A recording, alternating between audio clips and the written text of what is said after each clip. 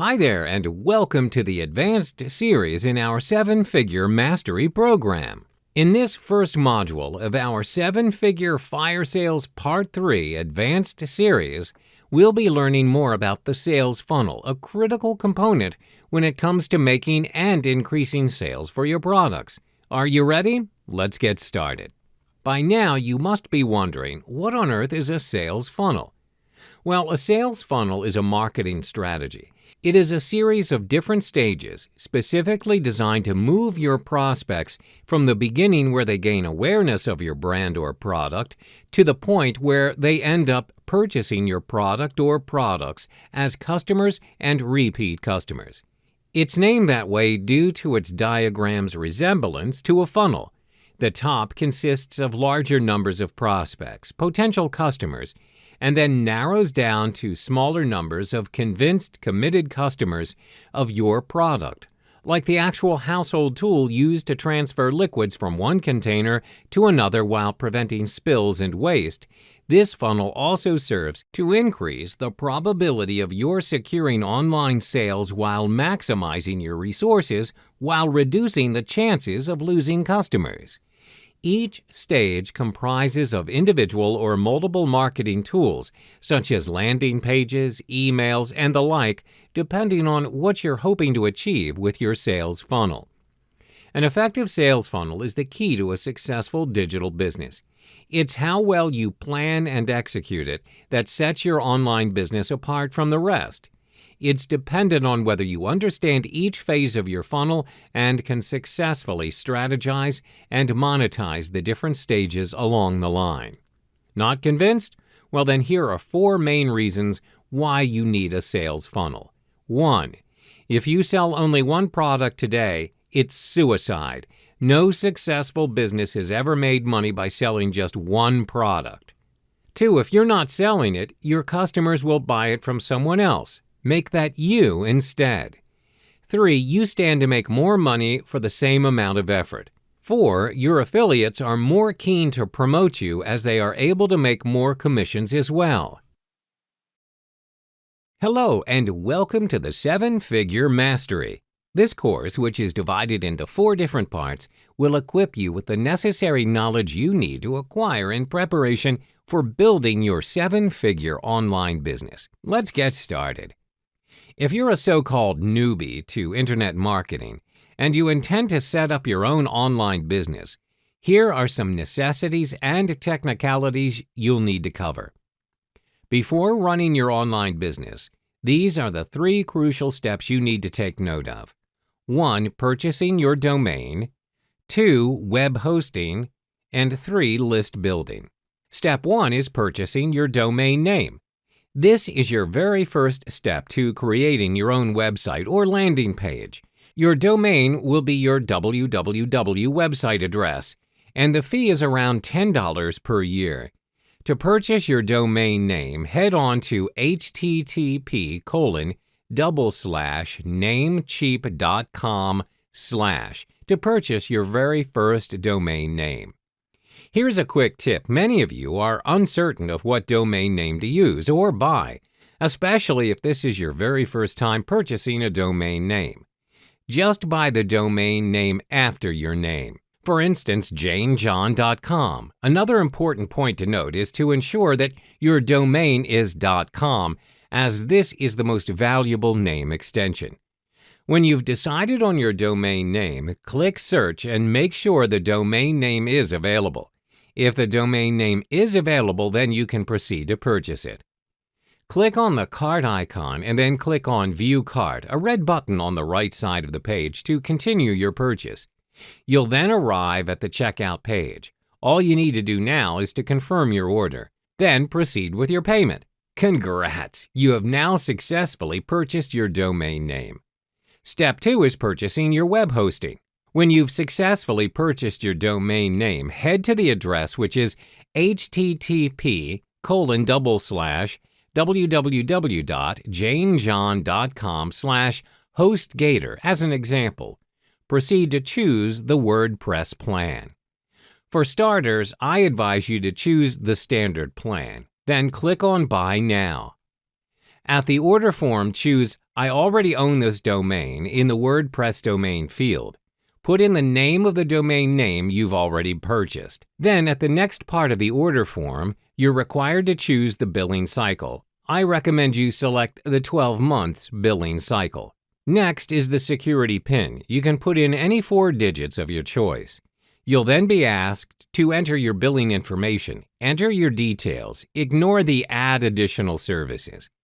The final step is to review your order and click the Checkout button to proceed with purchasing your web hosting. You have now successfully purchased your web hosting, and you'll get your web hosting details via email. Note your host name or IP address, FTP username, FTP password, name servers. The final step to complete your website setup is by installing WordPress through your HostGator control panel. However, to turn your pages ready into income production and lead generation, you require a page builder. This is why you need to proceed to install OptimizePress.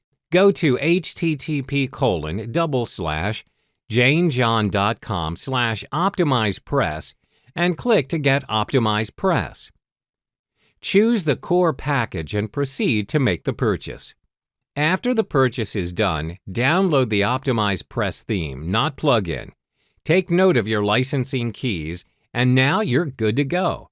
Step 3 is building your list. Always remember that the money is in the list. You can never start up your online business without building a list. Now, what's a list? A list or a mailing list are simply your followers or subscribers, which you've cultivated by sending them your landing page or website.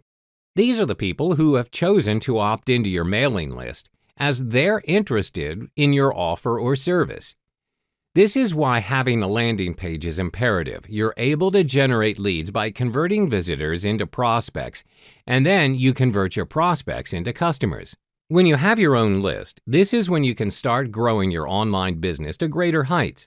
You need to nurture your list not only by selling them your products, but you also have to provide them with valuable content from time to time. Providing value to your clients is important, as the more value you offer, the greater the chance that they will purchase your higher value or premium products. In other words, you're building trust with your list.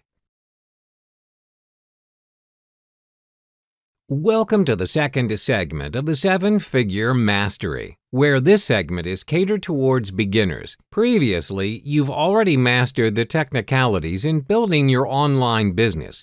In this module, you'll learn everything there is to know about affiliate marketing. If you're still not ready or you need some time to offer your clients your own products, you can always consider starting out with affiliate marketing. Affiliate marketing, if done right, can help you generate massive commissions.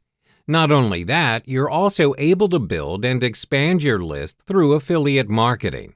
What is affiliate marketing? The concept of affiliate marketing is simple. We're selling products or services for others, and of course, we're doing the marketing campaign for other vendors' products to be sold to the public. In other words, it gives us the avenue to earn commissions through promoting other people's or companies' products. You start out by choosing a product you find valuable in the market. You then promote it in the most efficient way you can and make a sizable profit for your efforts. But at the end of the day, the most important and truly rewarding part of affiliating is when a sale is made. Why affiliate marketing?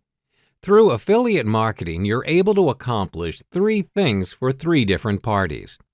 First, you're earning commissions for yourself. Second, you're helping a company or other people to generate leads and prospects.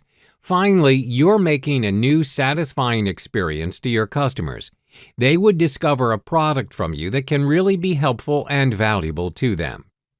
The thing about affiliate marketing is we don't have to create our own products for this business to run. Yes, you know that you don't have to go through the trouble of actually coming up with ideas and the labor of producing something. Instead, you'll be selling other people's products. You don't need a big email list to drive traffic to the offer and a huge budget. The common mistakes of rookie affiliate managers. Most of us tend to neglect even the very basics of affiliate skills when we first start out. So what are the potential mistakes you might be making, or the ones you're unaware of. The first common mistake is not building your list. Your buyer's list is the very foundation of your affiliate marketing endeavor, and most important, your online business. It's the very basic of it all, and you should always regard it with the highest importance.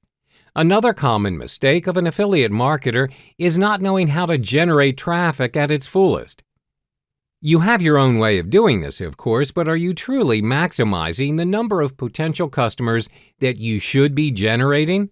Facebook, Google AdWords, solo ads, and many others are only some examples of the methods of generating traffic. Even I have to admit that traffic-generating methods are far more intricate than what are thought to be. But don't fret, if you stay toward the end of this course, I'll show you some of my free and paid traffic hacks for you to increase the number of traffic and eventually your commission. Welcome back, and congratulations for going this far.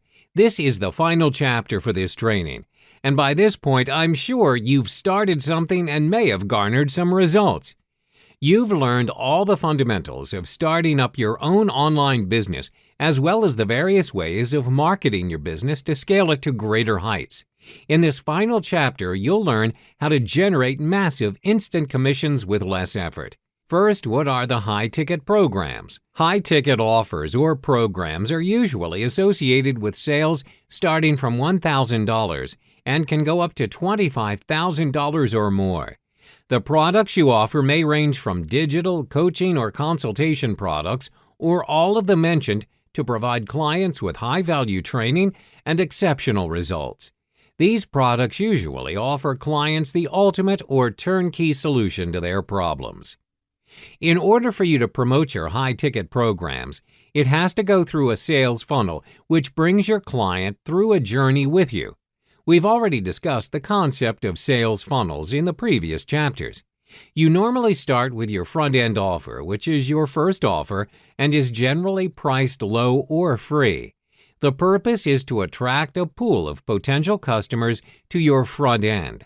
This can be an ebook or a webinar. You don't have to worry that your front-end offers are not making much, as this can be compensated with the massive sales gain from your high-ticket offers later in your funnel.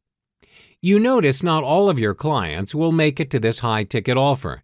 As the nature of high-ticket offers are exclusive and are intended to give high value to clients, therefore programs are also priced at a higher cost. Only clients who are willing to invest a huge amount for greater value and are aiming for a transformation in their business are most likely to purchase your high-ticket programs.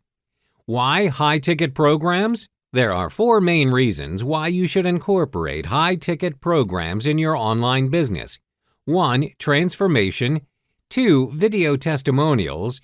3. Filtered clients. 4. Instant commissions. First is transformation. This is where you project the highest value in what you're offering. Your high-ticket program has to provide the ultimate solution to your client's problem. It needs to be transformational or life-changing to them. Provide them with the answer they've been looking for all this while. This builds your reputation as well as credibility, especially if you've just started out. Second are video testimonials. When you've successfully gained your high-ticket clients, you're able to gather video testimonials from them. Now, why is that important? It's your future social proof. When your clients provide you with positive testimonials of your programs and products, this will again build your credibility and reputation. This helps you attract prospects, which eventually turns into your high-ticket clients. The third reason why high-ticket programs are important to your online business is because this is where you gain your filtered clients. These are your premium clients who are willing to pay a high price to solve their problems. You manage to gain these clients by bringing them through a journey, from the 3-week webinar to attending a strategic session with you and finally taking in your offer. This is why executing the 3 stages in creating your high-ticket offer is important. You are able to filter your prospects and only deal with those who are really interested in your offer. This saves you a lot of time and resources. Finally, earn massive sales. You're able to gain instant massive sales with minimal effort. You don't need hundreds of sales to break even and earn massive profits. All you need is a small number of highly qualified clients who are interested in purchasing your high-ticket programs.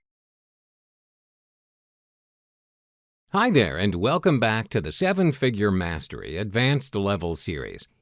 In the previous module, we walked you through the basics of the sales funnel, what it is and why you need a proper strategy for it. Today, in this module, we'll look into the components that make up a sales funnel. An ideal sales funnel consists of these few components: 1. Front end, 2. Upsell, 3. Downsell, and 4. Back end. First stage, front end. This is the part where you walk your prospects through your offer. At this point, no one would have bought anything from you yet.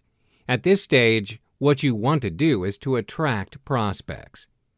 One way to do this is by offering potential customers your products at low to medium price ranges.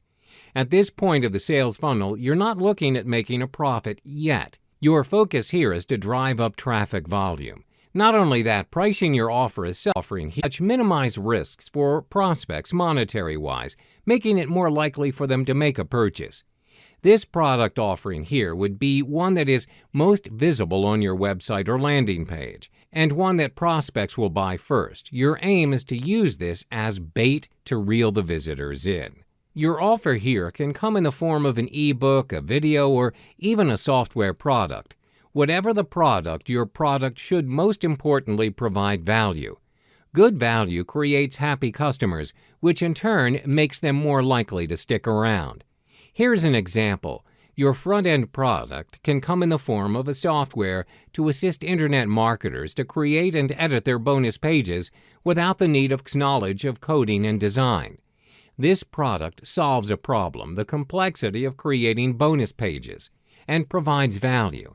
Its low price point makes it a low-risk buy for prospects. When they find out just how useful the product is, they'd be more likely to look forward to other products you have for sale. Second stage, upsell. This is the stage where your clients are given the opportunity to upgrade their front-end offer. Here's how you do this. When the visitors have filled in the second step of the front end and click the Submit button, you then direct them to a special one-time offer. This is where you promote your upgrade or add-ons. Here, you'll sell a pricier upgraded version of your previous offer that the customer already owns, or provide clients with the opportunity to add extra features or to get add-ons for their existing product, which will be even more helpful for their needs. The key here is to increase value and make the upsell essential and natural. Let's take the same example of the same bonus page software I mentioned earlier. Here, as the upsell, you offer the deluxe, more advanced version of the same software product where there is an upgrade in value. The product's library is tripled as compared to the front-end offer. To reflect the increased value the product offers, the price is adjusted to be a little pricier than the original product, which is $48.86. The next important aspect is how you structure your one-time offer. Obtaining the second yes from your clients is 80% dependent on your offer structure and 20% script. Here are some tips on how you should structure your upsell offer. Don't sell more of the same offer. This is a common mistake. Entrepreneurs try to sell more of what the customer just bought at the front end. For instance, if your front end is a book on dating tips, your next offer should not be the same thing. Don't sell a totally random product. The next major mistake people make is selling random, unrelated products. When there's no logical connection between your front end and your upsells, you will automatically kill conversions. Focus on the next thing. This is one of the smartest ways to do upsells. For instance, if your client has already purchased the dating tips book, you know that his or her end goal is to find a partner. Think of what your audience will be interested to know more next in that context. You can offer them an upsell on how to dress to impress on their first date, or even on personality and character building to attract their other half. Those types of upsells will convert well as they are related to the end goal, for the audience. Third stage, downsell. So we know that not all our customers will buy into your upsell offer. Some are bound to decline the offer, and this is where the downsell offer comes in. The downsell is where you offer the person who rejected your offer an alternative product at a much lower price. The benefit here is that although the customer has declined your original upsell offer, you still earn something from your sales efforts, as opposed to nothing without the downsell. Plus, if the customer ends up liking your downsell product, you may have just earned yourself another very likely repeat buyer. There is a simple, foolproof method for executing downsells. All you have to do is just remove the bonuses from your offer and lower the price of the product. That's it. For instance, if your original offer is $97, you can lower the price by $30, remove the bonuses, and then make the same offer. Fourth and final stage, back end. Here is the stage where you bring out your highest valued and usually priciest offer, often with more or deeper information or more access to you. This is where you gain maximum profit, as it's where you can charge at a premium rate. Due to its value and pricing nature, back-end products are usually offered a few days after the other funnel stages. The back-end offer is usually targeted towards a small, very responsive group of customers. This small group are customers who have traveled from the front-end stage, managed to harness significant value from the products they have either gotten for free or bought from you, and are convinced enough, so much so that they look forward to buy more from you. Some examples of back-end offers are exclusive offers like private coaching or training programs. These trainings are usually referred to as high ticket. Welcome back to the 7-Figure Mastery. Now that you've mastered the necessities and technicalities of setting up your online business, it's time for you to survey or spy on the market. Sooner or later, you'll need to create your very first offer and, most important, choose the niche you prefer to venture into. Let me tell you this, the biggest mistake most people do is not spying on the market before creating their product. In fact, this is common in the world of tech startups. There are many ambitious marketers out there who aspire to create the next best thing, such as software, tech, apps, and gadgets, in hopes of bringing significant change to the world, like how Facebook and WhatsApp did. But bear in mind, behind every successful product there are 1,000 failures unpublished. The same goes with coming up with digital products. Creating a new product without doing prior research is a great risk. Would you agree, by the end of the day, you'll only be wasting your resources, time, and money when you fail to test your products beforehand and just choose to try your luck? Is this efficient? You should already know the answer. This brings us to the question, how and where do you spy on the market? The answer is to explore JVZoo. JVZoo is a popular affiliate site amongst internet marketers and online product creators, or better known as the Make Money Online MMO industry. It's a platform to showcase various online products ranging from ebooks, video tutorials, software, apps, plugins, and products related to email marketing. Before conducting your research, you need to create your account in JVZoo, or you won't be able to access the site. Once you've created an account on JVZoo, you're now good to go. What you need to do is to find out what's been selling on JVZoo for the past 6 months and conduct your analysis. You can break this down into 3 simple steps. 1. Compile a list of top sellers for the past 6 months. 2. Create a spreadsheet so it's organized and easily comparable. I recommend using Excel spreadsheet. 3. Analyze your findings. 1. Compile a list of the top sellers for the past 6 months. For the first step, compile a list of featured products from JVZoo for the past 6 months. I advise you get familiar with the system as soon as you can, as you will eventually promote your product or become an affiliate in the future. What you need to do is click on Product Library on the drop-down menu on the JVZoo page. Then click on Featured Products. You'll then be directed to a page where you can view the top picks of the past month. On the right-hand side of the page, you can view See More, where there's a month's list starting from the current month to the previous months. You may click on the month and it'll bring you to the featured products of the selected month. 2. Create a spreadsheet so it's organized and easily comparable. I recommend using the Excel spreadsheet. First, categorize it according to the month where the product is launched. Then create a category under product type. For instance, if it's a software program, a web-based app, graphics, or a hybrid product. Then create another category under topic, which indicates the product's purpose. For example, is the product used for traffic and list building, email marketing, SEOs, or logo creation? There are a vast range of products out there, and it's your role to categorize them in a way that makes sense and makes it measurable and easy to analyze. 3. Analyze your findings. The reason why we're analyzing what's been the hot-selling item in JVZoo is to know what's been selling well in the market. You need to be up to date on what's currently working for the audience and what they're inclined to purchase. This is important for your product development. For instance, last time private label rights, PLR, used to sell very well, but if you do it today, it's a little bit competitive and not as easy. Why are you spying on the market? Would you agree it's also a way to work efficiently and effectively by reverse engineering your product creation? This means it's not necessary for you to reinvent the wheel and come up with a brand new idea. The key word here is innovation. If you take a look at the items around you, such as your mobile phones, computers, printers, and even your laundry machine, these things are hardly original. They are revisions of previous creations.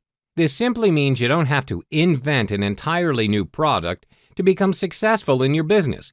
Any products existing right now will always have room for improvement. All that's left for you to do is spy what's selling in the market and improvise. Make money in the next few weeks rather than the next year.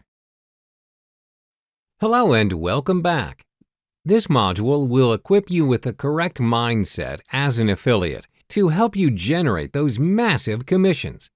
To be at the top of your affiliate marketing game where every prospect and subscribers go to, I suggest you implement the craft strategy.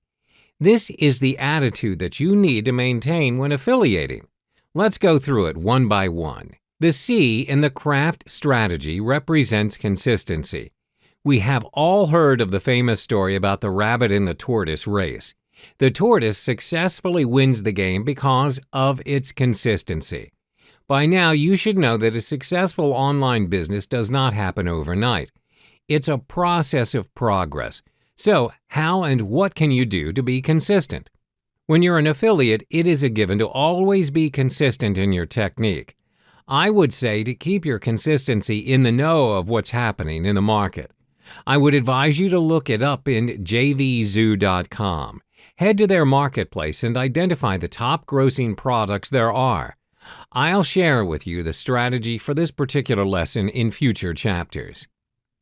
Meanwhile, the R in the craft strategy represents risk taker. You want that extra commission, right? Then keep this in mind. You must be comfortable about being uncomfortable. Remember, conviction and comfort cannot stay in the same room. Being convicted to your goal means getting out of your comfort zone. So get to know the current online marketplace and ask yourself these sets of questions. Is the list of pros greater than the cons? Will this reach your target audience? Should I add this kind of bonus to this product? Should I even promote things that are not rewarding but according to my niche? The A in the craft strategy represents action. There's no point in planning if there isn't any execution. Let's be frank. With all the planning in your head, are you getting anywhere? If you don't start somewhere, will you be getting the extra commission? If you don't put up those killer bonuses, do you think it'll be beneficial to your prospect and subscribers in the long run? So don't wait to act, regardless of your circumstance or situation. This here is the starting line of doubling or even tripling your commission. The F in the craft strategy represents follow-up. The basic and nonetheless critical mindset you need to always remember. I think you would agree that following up to your list is important for you to earn the extra commission. Let me suggest a way for you to follow up with your list effectively and efficiently. There will come a time when you have already established a large list, and it'll get overwhelming to follow up with your list manually. So sign up for any autoresponder software available out there. For instance, Aweber. They provide automation services and editable mail layout for you. However, the key is to be consistent. If you don't do it, you don't earn. If you do, you will earn that extra commission you've always wanted. The T in the craft strategy represents time management. Spend at least once a week to study the current product in the marketplace and find out the reason why a particular product is increasing or decreasing in demand. This will allow you to train your observation and analytical skills. With these skills, you'll be able to promote the right product and have a higher commission in return. New products are released every day. If you don't believe me, head to the JV Zoo's product library and towards the latest launch tab. Just look at all the new products waiting for you to promote. Bottom line, if you don't do a timely visit to this place, just look at all the opportunities that are slipping away right in front of you. Welcome back. Previously, we've discussed in detail what are high-ticket offers. Would you rather get 1,000 people to pay you $7 each for a program, or would you rather have 100 people pay you $1,000? Clearly, the latter saves you a lot of time and, most importantly, will get you earning massive as well as instant sales. Now, let's walk you through the 3 stages in creating your high-ticket programs. 1. Build a list, a minimum of 2,000 to 3,000 subscribers. 2. Organize a free webinar for 3 weeks. 3. Offer them a transformational program worth $5,000. The first stage in realizing your high-ticket program is to build a list of at least 2,000 to 3,000 subscribers. This step is important because this is where you generate your high-ticket leads. Without a list, there is no audience for your show to begin with. You can build your list almost instantly via solo ads, as mentioned in the previous modules. This saves you a lot of time and helps you tremendously in acquiring prospects. The second stage is to organize a free webinar for your subscribers for 3 consecutive weeks. Email your subscribers regarding the webinar and get them to register for it.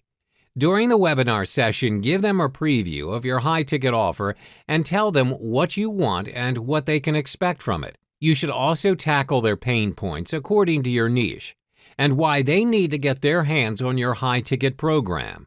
By the end of the 3-week webinar run, make sure you direct your subscribers to the strategic session page. This is where you filter your subscribers and select the most qualified ones to attend a one-on-one phone interview with you to discuss their interest and intention in your high-ticket program. The final stage is to offer a transformational program to them. This is your high-ticket program.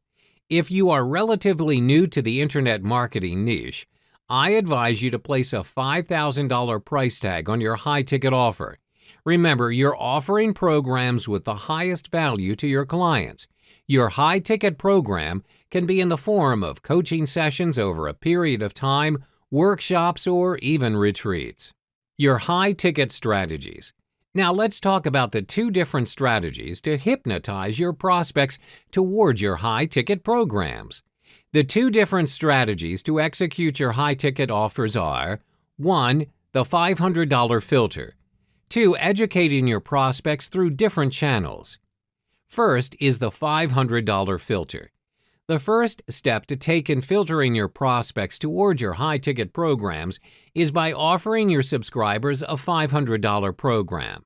This price is set to $500 as to ensure you attract only qualified clients that would take the high-ticket program seriously. Some prospects who participate in your front-end offer are only interested in the freebies and bonuses offered. The worst kind of clients are those who want free stuff and are demanding. You're not going to get them to invest a single cent with you, therefore, filtering your potential high-ticket clients is an important step.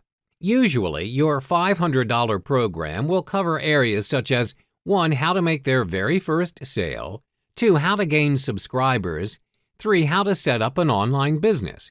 When you've provided them with all the information above, you can then proceed to offer them your $5,000 high-ticket program. As mentioned in the previous chapter, your high-ticket program provides the highest value and solutions to your client's problem, as well as strategies to seal the deal sales and taking their business to the next level. The second strategy is to educate your prospects through different channels. These channels include content related to the niche you are focusing on.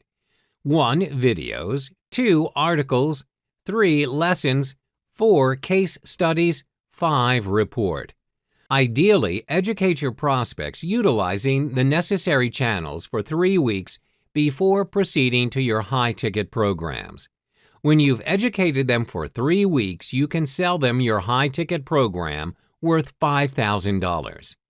Your high-ticket models. What are the high-ticket models or programs available for you? There are various methods for you to choose from to make money with high-ticket programs. These options are 1. Sell through automated webinars, 2. Done-for-you services, 3. Mastermind groups, 4. Seminar retreats or workshops. First, you can sell your high-end products via automated or evergreen webinars. Webinars are a great option to consider, as they enable you to attract a large number of qualified prospects in need of your service when you focus on your niche and market your webinar strategically. These prospects appreciate the value you deliver and are willing to purchase your products no matter how much they cost. Of course, this depends on how well you pitch your program in the webinar. By marketing your products to a large number of audiences at once, you save a lot of time and generate instant sales. You can easily sell $997 to $2,997 programs through automated webinars. These webinars may run for 3 to 4 weeks. The second option for you to consider is done-for-you services. This means you can offer a packaged offer to your clients, which contains various services, from building their landing page or websites to creating and marketing their products. This requires a high involvement from you and your team in completing your client's request, but you get paid a very high price. Done-for-you services may range from $2,000 all the way up to $100,000, depending on the type of services you offer and what the clients need from you. The third option is mastermind groups. A mastermind group works where your clients pay you $1,000 to $10,000 per month to work with you in a group setting. This can be a group meeting held every month, discussing on marketing strategies, product launches, as well as tips and techniques within your niche. Last but not least are seminars, retreats, or workshops. You may organize high-ticket retreats, seminars, or workshops discussing the strategies to earn massive commissions and sales within your niche and how to execute them. You may also organize workshops for your clients to set up their very own online business. This may include how to 10 times their business, bringing their sales and profit to a whole new different level, or something of ultra value and great results. Hi there, welcome back to 7-Figure Mastery. In this module, we'll learn about the basics of marketing your offer, as well as some tips you can use later as we go in depth in the later chapters. The key to earning massive profit with your online business is being able to generate massive amounts of traffic to your website. By traffic here, we mean your site visitors. This is only logical. More visitors means more exposure and brand visibility. This means more opportunities to make an impression, share your brand, and build a relationship with them. Combined with a brilliant product that meets needs and an impressive website, this will naturally result in more conversions, which means more sales. In order to do just that, you need a way to get word out there to the masses and give people a reason to visit your website. and this can only be achieved via online marketing methods, aka traffic generation. There are many methods and tactics available out there to help you generate traffic, both paid and for free. Among the available methods are Google Adwords, solo ads, Facebook ads, Instagram, and Pinterest. In the coming modules, we'll discover more about these different avenues available for traffic generation and learn how to use these methods to tweak our traffic numbers. However, before we venture down this path of discovery and learning, there is one thing that you need to keep in mind at all times. You should first and foremost focus on traffic quality over traffic volume. Numbers are important, but traffic quality should be prioritized even more. The traffic you get should be targeted, people who will very likely find your services or products a good fit with their needs and wants. Only then you'll see high rates of conversions. Tips for quality traffic generation. 1. Study your traffic numbers. Put your analytics to good use. Study them to find where your sales are coming from. Look out for key performance indicators and metrics. This includes click-through rates or CTR, conversion rates, bounce rates, and customer lifetime values. This way you can measure and identify visitors that are valuable and use that information to replicate success and enhance website traffic quality. 2. User-friendly website navigation and design. Your website should be user-friendly, period. Users should be able to find what they're looking for with minimal effort with just a few clicks. Speed's also an important factor here. Loading times should be short. Not only that, website design should be as simple as possible and at the same time be aesthetically pleasing. Colors should be simple and words readable and clear. Having a mobile version of your website also helps, and most people nowadays surf the web using their mobile devices.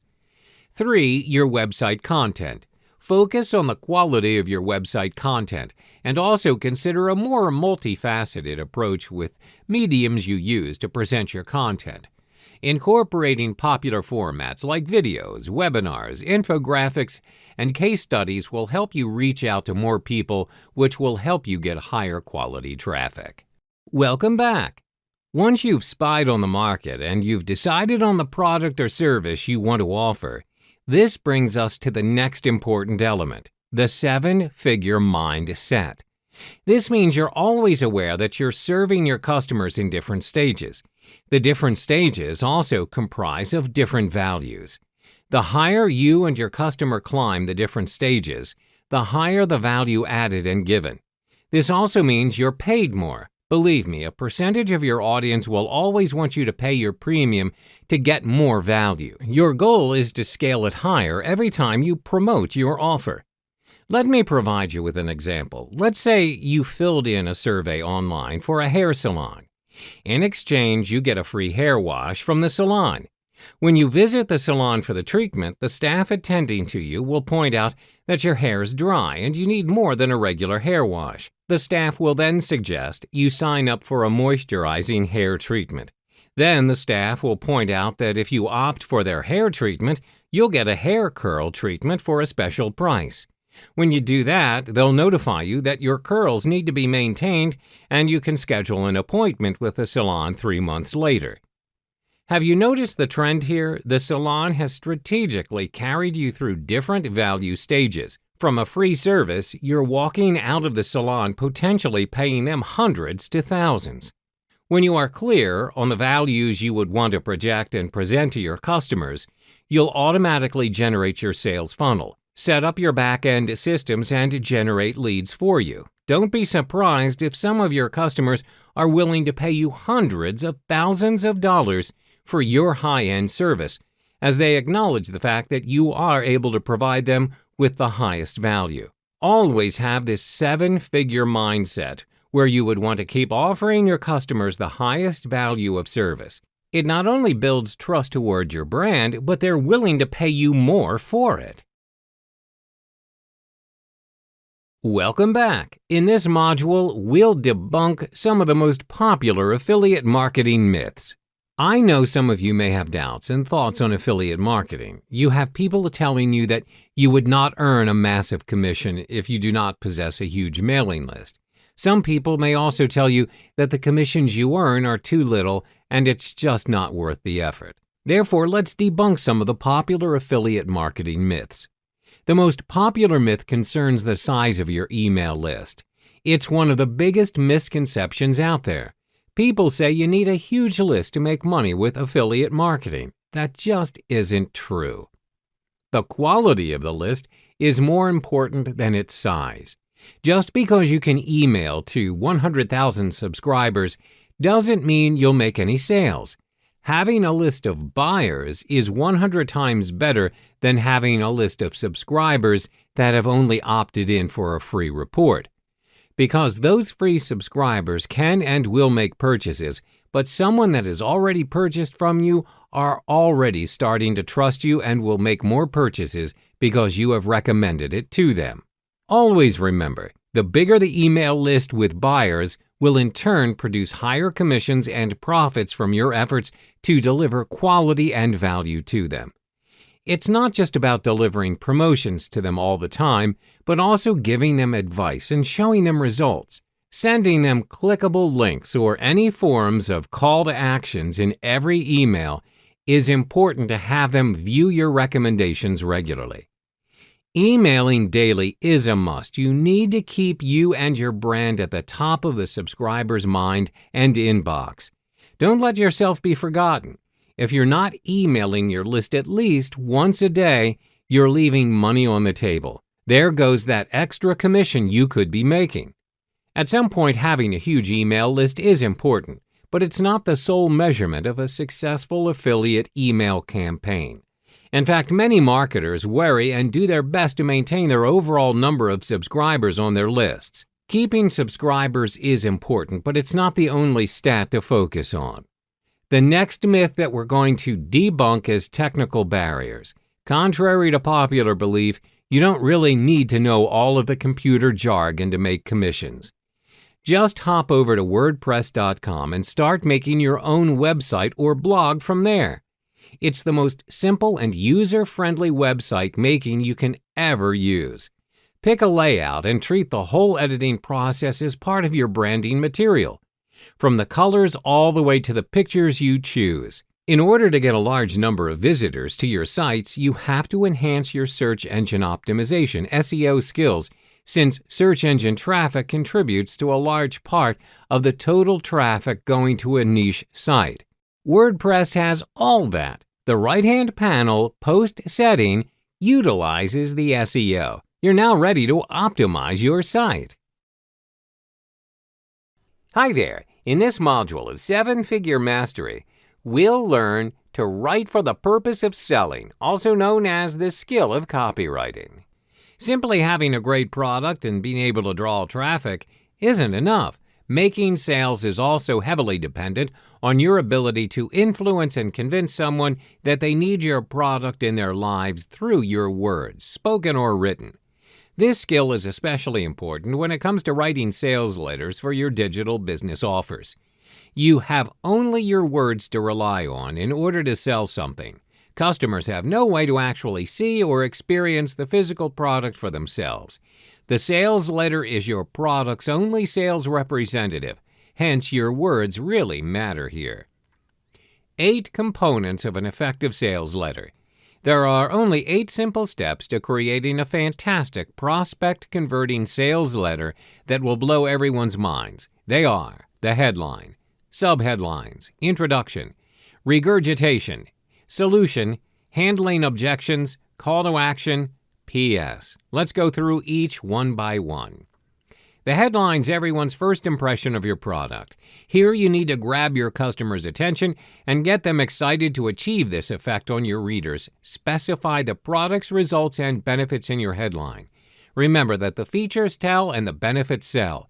Hence, be specific. The more specific the results, the more attractive your headlines will be. Okay. To further enhance your headline, you should also highlight the call to action, words in yellow, to show urgency and grab your prospect's attention. Here's an example. Secure your instant access to a mammoth collection of constantly adding resale rights, private label rights, graphics, and more, and jumpstart your online marketing career starting this second. This very headline portrays an immediate solution to those who want to make money without having to create their own product. Words highlighted in yellow are the call to action words to jumpstart their internet marketing career right now. The subheadline usually appears under your headline. These words are normally 1 or 2 font sizes smaller than the headline. At the start, the headline serves to hook your prospect's attention. The subheadline, on the other hand, reels your prospect in. It nudges them to read on a little further. The subheadline is also important to catch the attention of page scrollers, to read what they want to listen to. As you can see, there are various ways to create your subheadline. It really depends on how your headline's structured. It should fill in the blanks in terms of explanations. If it's a product that needs further explanation, or benefits, or even encourage readers to take some form of action. An example of a good subheadline is like the one below. The subheadline serves to fill in details about how one can discover social media marketing techniques from top experts through a 3-day event for this very purpose. This draws the audiences in further into reading the letter to find out more details about the event. After you've successfully ignited the curiosity of your prospect, it's time to make your very first and lasting impression to your prospect within your introduction. The main purpose of the introduction is to qualify your prospect even further. First, you'll need to introduce yourself. Your prospect will eventually ask, well, who are you, and why should I listen to you? Establish common ground. Share a little about yourself and how the prospect can relate to where you once were and how you can help him achieve his goals. Then address their problem. Empathize with their problem and be specific about their state of discontent. If after reading that, he's thinking somewhere along the lines of, yeah, I have that problem, or even, how does he know? You've gotten his interest. Here's a sample from a sales letter introduction. The creators introduced themselves as creators of the said product and gave their intended audience a valid reason to listen to them. And here's another extract from the same introduction addressing their problem in creating a strong yet attractive brand logo to represent their business. Another key thing to remember, writing a sales letter doesn't have to be formal. Despite the number of potential views it's going to get, your writing tone should be that of a one-on-one relationship instead of a broader address. Remember, this sales letter is going to do the selling for you. You must maintain the momentum of that one-way relationship going on between your virtual salesman and your prospect. You've successfully created your introduction. Now's the time for your regurgitation process. This is where you exaggerate an existing problem. You can achieve this by showing your prospect a more inferior alternative over your offer. At this point, your offer is currently in the limelight, and it's up to your prospect to make the call you want to hear. Here's another example from the sales letter. Not everyone can afford the pricey Adobe Photoshop. Most people lack the designing skill, and the high cost and time required to design a logo is so demotivating. So in this part of the sales letter, the problem is exaggerated. Finally, you can announce your long-awaited solution to your curious prospect. Start answering the questions like, what can your solution do and what can it solve? Over here is an example. The product is introduced. It is described as the all-in-one solution to creating professional-level marketing materials like logos, cover, avatar, characters, and so much more. Don't stop there. You must provide the various features and benefits your solution possesses. If you have more than one component to your solution, show them by sections. Then, next, you list out the benefits of the solution. If your benefits contain outcome effect words such as $10,352.49 in 72 hours, 38,328 unique visitors in 30 days, and twice the power, to name a few, it's advisable to be bold and change its font color to yellow to give the words more emphasis. These are what I call the benefit words. Here's an example. You finally revealed your solutions and all the amazing features and benefits. Now it's time for handling objections. One thing to take note of here, there's always going to be doubters amongst your many prospects. Address their concerns right here in this part of your sales letter. So over here is where you address the frequently asked questions, FAQ. List out 3 to 5 FAQs and their answers. Also, you can include testimonials from your past and active customers who've used your products before. It can be either a social network post or even better, a video testimonial. And don't forget the money-back guarantee statement. Remember, not everyone's keen on buying things online. Scammers are everywhere. If the product doesn't work the way your customer wants it to, you should provide a refund. You can state this here. This is how you would want to convince your customers that you are without any ill intention. Putting objections aside, it's time to venture to the most critical part of your sales letter, your call to action. Have you ever noticed how every sales letter will only reveal their price towards the end? You see, once your prospect is exposed to the price, you need him to click the button now, not later. You must show him the future he will have with it and without owning your product. To bait him even further, adding bonuses would be the best option. Here's an example. Finally, you need to create your very own postscript or PS. This section is the second most viewed part within a sales letter. This is because most viewers are page scrollers. The only thing that attracts them would be the headline, and curiosity drives them down until they meet the end of your sales letter. The PS or postscript. Your offer must be summed up in 2 to 3 lines. Remind them about your money-back guarantee section and bonuses. You can even share an extended version of your testimonials.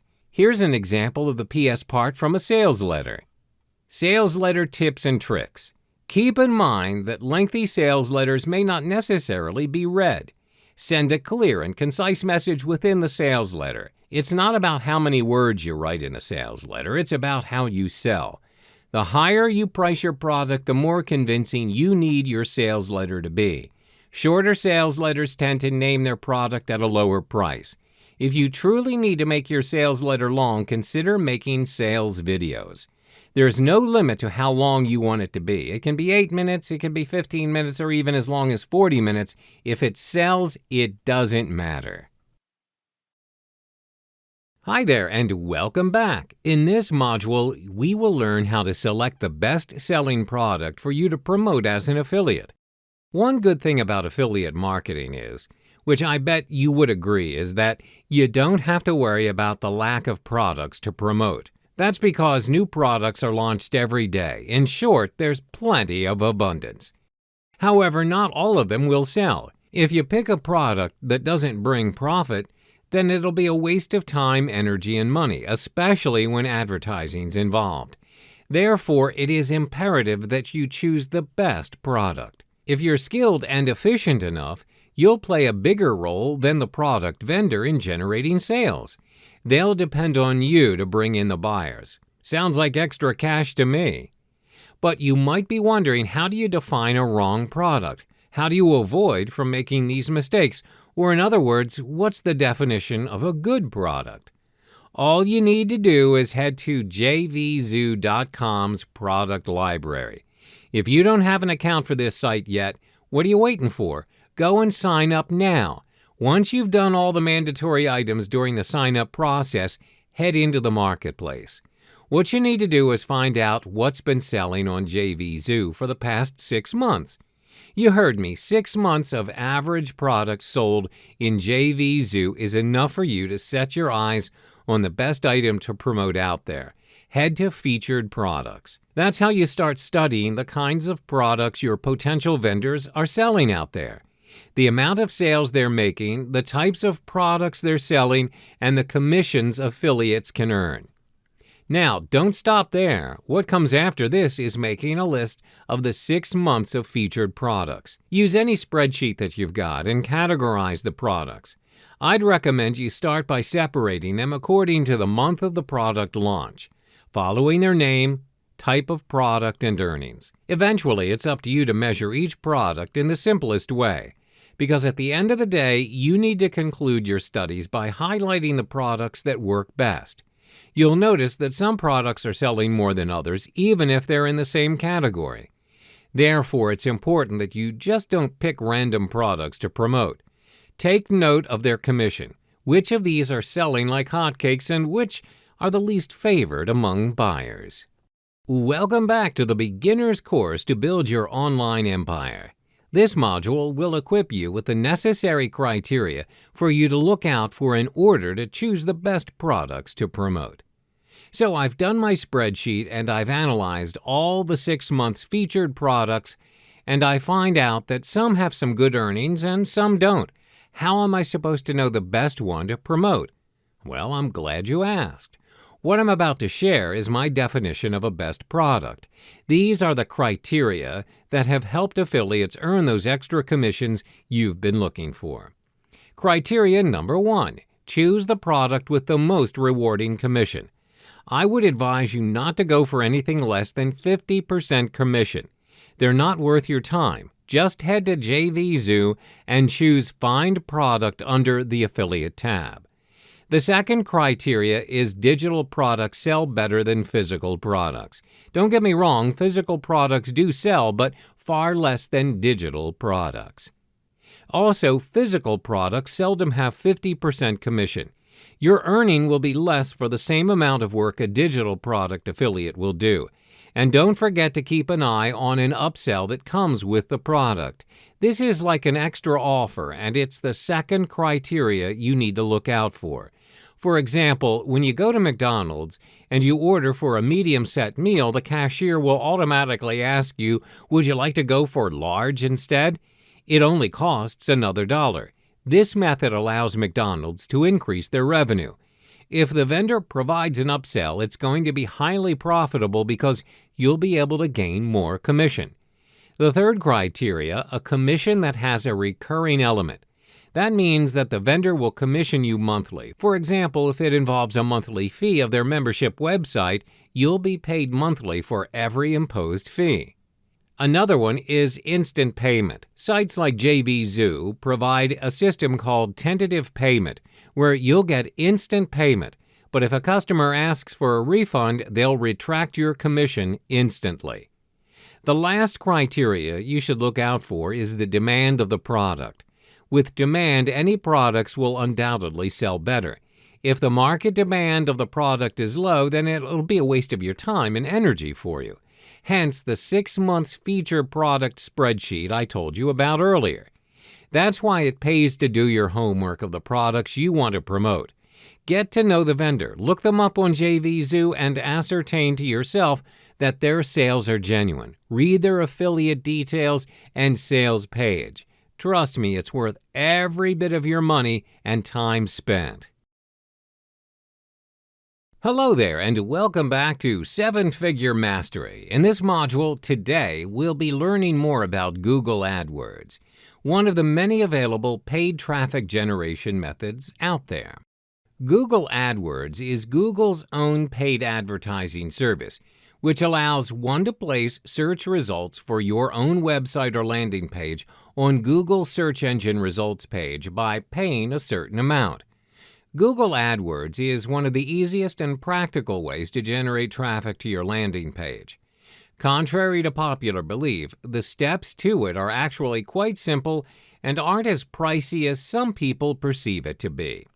Your advertisements with Google AdWords will be displayed on the SERP, together with all the other paid and unpaid listings of the search engine. These type of ads are positioned above the unpaid listings in the SERP. They look quite similar to the original search results, with the exception of a small green ad label on the listing itself next to the web link. Selecting the relevant keywords to direct the audience to your landing page is key to advertising with Google AdWords. As the advertiser, you select a keyword that a searcher might type in when they search for their particular interest on the Google search engine. Then you create an advert that will appear on the SERP based on the keyword or words you choose. Bear in mind, however, that you're not the only company wanting to serve adverts for that particular keyword or keywords. Other companies with the similar niche will also bid for a spot in the SERP. Hence, you would have to compete against other marketers out there to be the highest bid in terms of cost per click, or CPC. However, it's not just the highest bid for CPC that's taken into account for the projection of your ad. Google also measures your ad by its quality score. Before we get into the specifics, one should understand the meaning of the term cost per click. It refers to the amount you're willing to pay for every click you get on your Google AdWords advert. Now, let's understand the basics of bidding. Google allows one to pay the maximum bid amount of their chosen keyword. One can also select the automatic bidding option if they have to adhere to a tight budget. Here, Google will automatically select the bid amount for you within your budget, which is known as maximum cost per click bid, and bring you the most possible clicks within your budget. There is no fixed rule when it comes to the bid amount you should be paying for your clicks. At the end of the day, your bid is dependent on three important factors, which are the type of campaign you're aiming for, the cost of your keywords, the success rate of your keywords. To have a clearer understanding on how much you should spend on your bidding price, let's look at this example. Let's say you own a clothing line shop and you make $10 from every purchase. You see on average that 1 in 10 visits results in a purchase. If you set a maximum amount of the CPC bid to $1, you'll break even. Advertising costs equal sales. Therefore, to gain profit, your CPC should cost you less than $1, which means you would want to set your maximum bidding amount lesser than $1. Hence, choose a bid amount that works for you and the campaign that you're aiming for. There's also another factor that you've got to take account of after you've determined your bidding amount, and that's the quality score.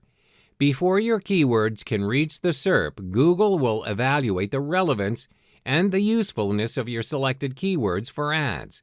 This is to ensure that your keywords are relevant to the users. Google also looks into the quality of your landing page.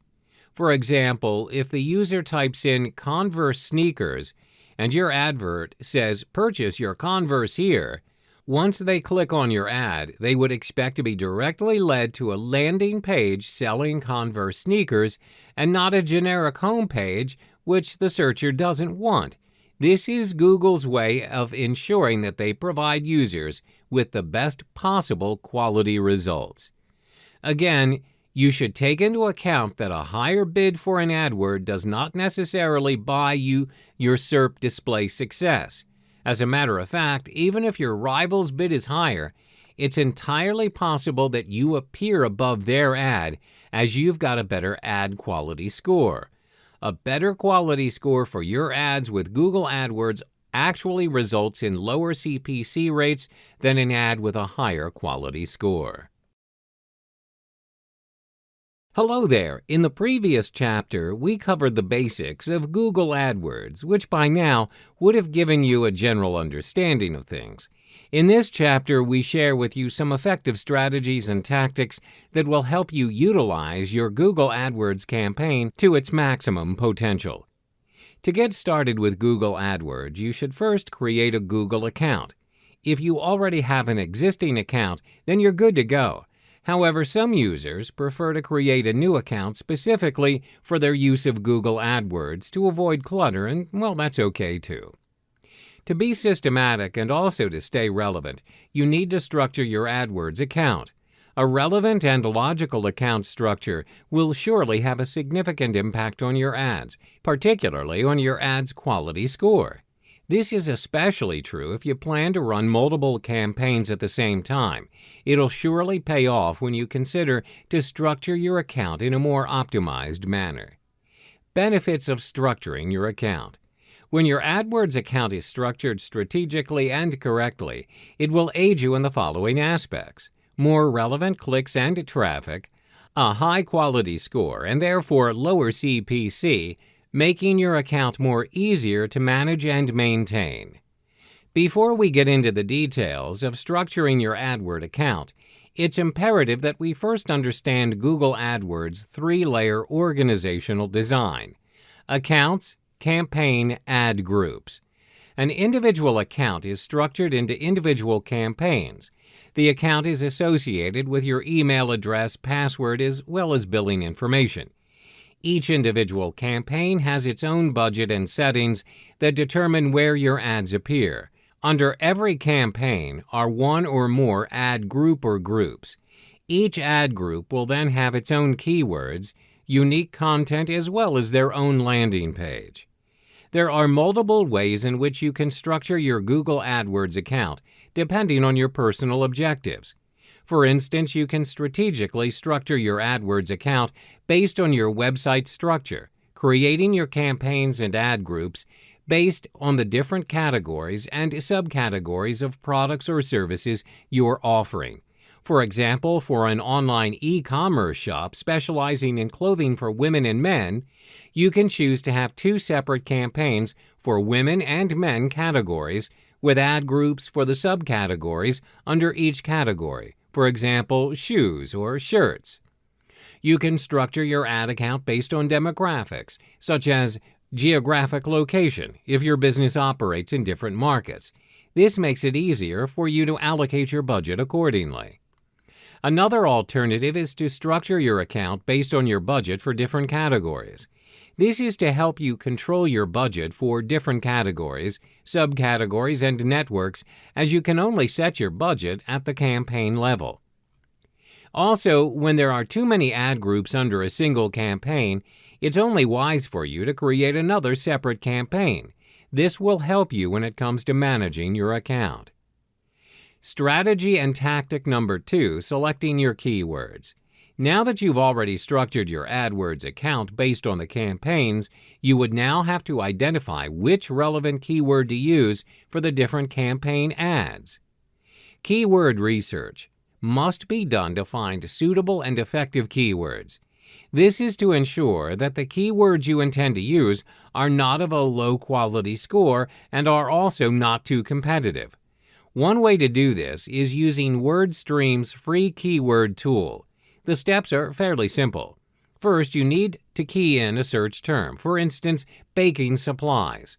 WordStream will then generate a comprehensive list of keywords related to the original search term. The most interesting part is the relative frequency data for the keywords is also made visible to you.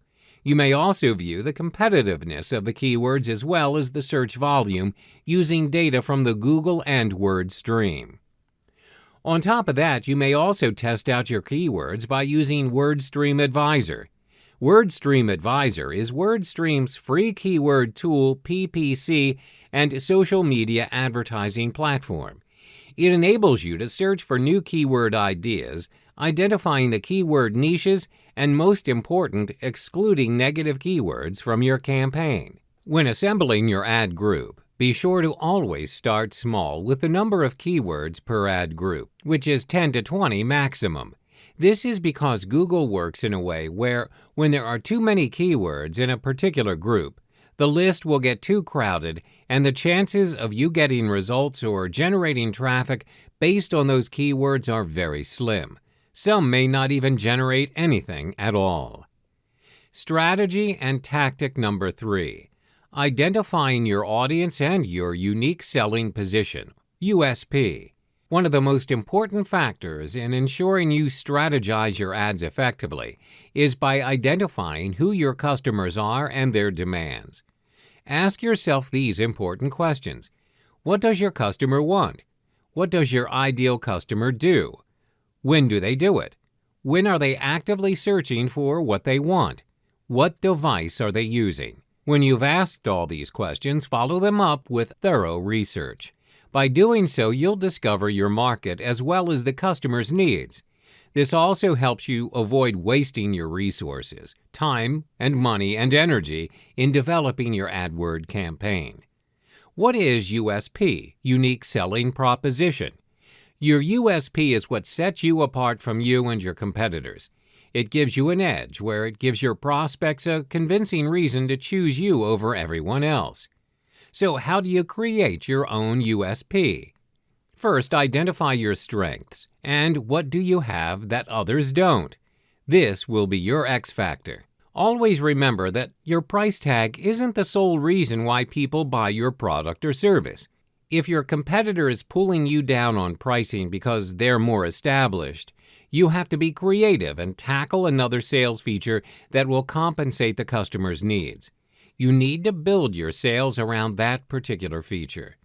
Second, interact with your customers by hearing them out. A great company is built on consumers' feedback and insight. Ask your customers these following sets of questions. Why are they doing business with you and not others? What do they like about your product or service? What can you improve on? Third, in order to create a compelling USP, analyze your competitors. Make sure to analyze your competitors' ads, websites, and marketing materials. This way, you can find a way to stand out from the crowd and establish a unique and effective AdWord campaign. Welcome back to the 7-Figure Mastery Beginners level. It's time for you to learn the steps on how to write simple and effective reviews that help generate those extra affiliate commissions. To put it simply, you need a review article to promote the product you've selected. You need a review article to be added into the one-page affiliate website to present both benefits and features. As an affiliate, you should focus more on the benefits. Features of the product are equally important, of course, but benefits are what most people are going for in a product. Have you ever heard of the saying, "Features tell, benefits sell"? To get access to the review article, you need to get the review access from the product vendor, of course. Getting a review article is just an email away. Get to know your vendor. Email them about your intention and how you want to learn about the product before writing your review article. That's right, learn about the product. One of the common mistakes that most affiliates do is not learning about the product first before writing the review article. You should contact the product vendor for all the necessary information. Ask for a review copy or full access to the product. This is the alternative way to get access to the product. From JVZoo, choose the product that you want to promote and then click on Affiliate Details. The vendor will tell you what to do should you need information regarding the product for the review article. Writing your review article. You may not realize it at first, but a good review article can increase the conversion rate. That's right, review articles help increase the purchase rate through affiliate links. Here are some killer tips for you to write your own review article. Step 1. The key is to just keep it simple. Keep it within 300 to 500 words. Your review article should not exceed 500 words because anything more than that will not hold the attention span of your readers. Step 2, write it in the conversational form of me to you message. You don't have to be formal. Make it more personal and friendly. What's more, there's only 2 important points you should write for a review article: the pros and cons of the product. Be concise and straight to the point. Step 3. Additionally, you can insert the photo or screenshots of the products. For physical products, you can show different angles and measurement of the product. Once your vendor sees that you're putting in an effort to promote their product, you can hear the distant sound of extra commissions knocking on your door. Step 4. Insert your promotional video in your article. Upload it to YouTube to get a permanent link in case you need to use it for other related promotional sites. As for a physical product, you can make a demonstration video of the product to your prospect. Step 5. Set up your own site or page to upload your review writing and insert the affiliate link. As I've showed you earlier, WordPress is the easiest way to do this. You don't need any programming knowledge to utilize WordPress. Remember to host it with your own server. Don't use free blogs like example.wordpress.com. Register your own domain and server. Here are some examples for domain names, like somethingreview.com, somethingbonus.com, or somethingspecial.com.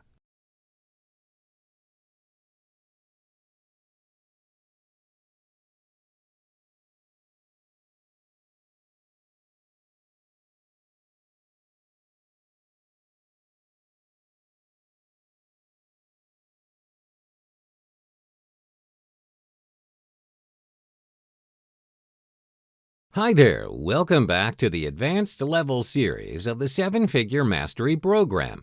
In this module, we'll share with you more strategies and tactics in creating an effective Google AdWords campaign. Strategy and tactic number 4, coming up with killer ads. Your ads have two important goals: to attract potential and qualified customers to click on your ads instead of your competitors, to keep the non-related and unqualified customers at bay by not clicking your ads. When you have more relevant clicks, you generate more sales. When you do not have unwanted traffic clicking on your ads, you would eventually save more money as it adds to your profit margin. Now the question is, how do you direct the qualified customers to your ad? Well, you would need to master the art of composing killer ads. There are 3 key components to your AdWords campaign. 1. Headline. 2. Description line, 1 and 2. 3. Display URL. Let's look into the specifics of these components. First, let's look at the headline. The headline should be your main focus, as it's what your prospects will be looking at first. Moreover, AdWords only allows a maximum of 30 characters per headline, so you'll have to make every character count. One proven way to construct a compelling headline is by speaking to your customer's end goal. Do not ask them questions that they are already asking themselves and what they already know the answer for. Let me give you an example. If your customer is searching for pesticides for their crops, you shouldn't have your headline as "Searching for pesticides," which can be redundant. Instead, give them the answer that they're looking for and what they want to achieve. Therefore, your ad headline should be written in this manner: "Get rid of pests once and for all. Save your crops." Give them the solution. For your descriptions line 1 and 2, you only are given 35 characters. Reiterate your offer as effectively as possible. Remember to include your USP as well as your call to action to prompt your customers. Another powerful tool to boost your click-through rate is by using the countdown timer, a feature introduced by Google. This feature can also be inserted in your AdWords campaign, which will instill a psychological force known as loss aversion to your prospects. Sometimes people are motivated by the idea of not wanting to be left behind than the idea of gaining something new. Therefore, by adding the simple feature of having an end date to your offer and including a real-life countdown on your ad, will surely inject a fear of loss in your prospects. Last but not least, look at the display URL. Often, this is ignored by most users. The display URL is an important marketing feature if you know how to structure it. Most users will find the easy way out by just copying and pasting their domain name. Instead, what you can do is include your offer, your call to action, or even your USP that will make your URL unforgettable. Let's take a look at the context of the pesticides that we used earlier on. www.domain.com/proven-pesticides. www.domain.com/pests-control. www.domain.com/unharmful-pesticides. Mastering these will increase your click-through rate, CTR, which in turn will boost your quality score and lower your cost per click, or CPC. Strategy and tactics number 5. Conversion tracking. A conversion can be defined as an action made by a customer after they viewed or clicked on your ads. These may be them purchasing a product from your website, signing up for your newsletter, calling to get to know more of what your business is all about, etc. Conversion tracking is a free tool provided by Google AdWords, which shows you exactly what happens after a customer views or clicks your ads. Why use conversion tracking? Conversion tracking tracks your keywords and ads progress. If you skip this step, you'll never have an idea on which keywords, ads, ad groups, and campaigns are generating money and which ones are only pulling your resources down. Having your conversion tracking data is very useful as it provides you the space to tweak your strategies and align your budget. Some of the popular indicators you can use to track your conversions are as follows: lead and contact form submissions, content downloads, sign-ups or subscriptions, phone calls, online sales. Let's illustrate an example on how you can track your conversions, for example, via online sales. Assuming that you're operating an online boutique specializing in denim jackets. To track conversions, you add a single snippet of JavaScript code to the confirmation page where your users will view after they've paid for their purchase. In this case, you'll be tracking clicks on your Adwords campaign that converts into purchases. Let's say that you make $40 on each denim jacket you sell. With the aid of conversion tracking, you can identify how much you spend on advertising your goods. In this context, let's say you spend about $10 for each purchase your ad generates. As a result, your return on investment, or ROI, is $30. This shows that your business is generating a positive value as you are gaining more than what you've spent. Hello and welcome back. In the previous module, you've learned how to write a killer promo. In this module, we'll equip you with the necessary strategies to triple your affiliate commissions. So let's get started. Now be ready and open your mind for some new possibilities. At this moment, when you're doing affiliate marketing, you are in a competition with other affiliates selling the same products and the same methods. Isn't it hard to get an edge by being unique and different from other affiliates? Or can you convince people to purchase your product rather than purchasing from them? Well, being prepared for your promotion or product launch you are advertising is the single most important aspect of having a successful affiliate marketing business. Like anything else, you need to treat this like a business. How many successful businesses do you know that don't plan out their strategies? This is no different because you need a strategy to execute. So ask yourself these questions. What about offering more than what others can do? Would you mind giving an extra to attract more customers and get more sales? If you are willing to level up, then you should know the answer. The answer is a sweet bonus. In reality, most people out there are bonus shopping before they buy anything online these days. If customers can get something that adds value to their purchase or is more valuable than the product purchase price, surely it will be converted into more sales for you and the vendor. So yeah, you're selling the same thing as the other affiliates servicing the same market. But by having bonuses that are truly valuable, the customers would prefer to purchase it through your link. Bonuses are obviously designed and implemented with the aim to increase sales. They must be readily available and accessible to all customers once they purchase through your affiliate link. It creates excitement, and the results are both rewarding and profitable. Welcome back. Previously, we've already talked about how you can triple your commissions, where one of the methods is by adding a bonus to your product. It's true that customers are paying for the main product, but no one can afford to say no for a better offer with an extra. A good bonus offer is something that cannot be turned down. It should be something that would catch the attention of your potential customers, making it special from others. Remember, be unique. Make it irresistible. So, what should your bonuses be like? What is the proper criteria for you to put up bonuses? What are the things that you should know when setting up your very own bonuses? 1. Relevance. If the bonus is not relevant to your product, then the buyers who got it wouldn't appreciate it and might even be confused by the bonus deal. Also, they won't feel rewarded. For example, you've chosen a product that offers a range of video templates for video marketing purposes. Relevantly, what would be closely related to a video template?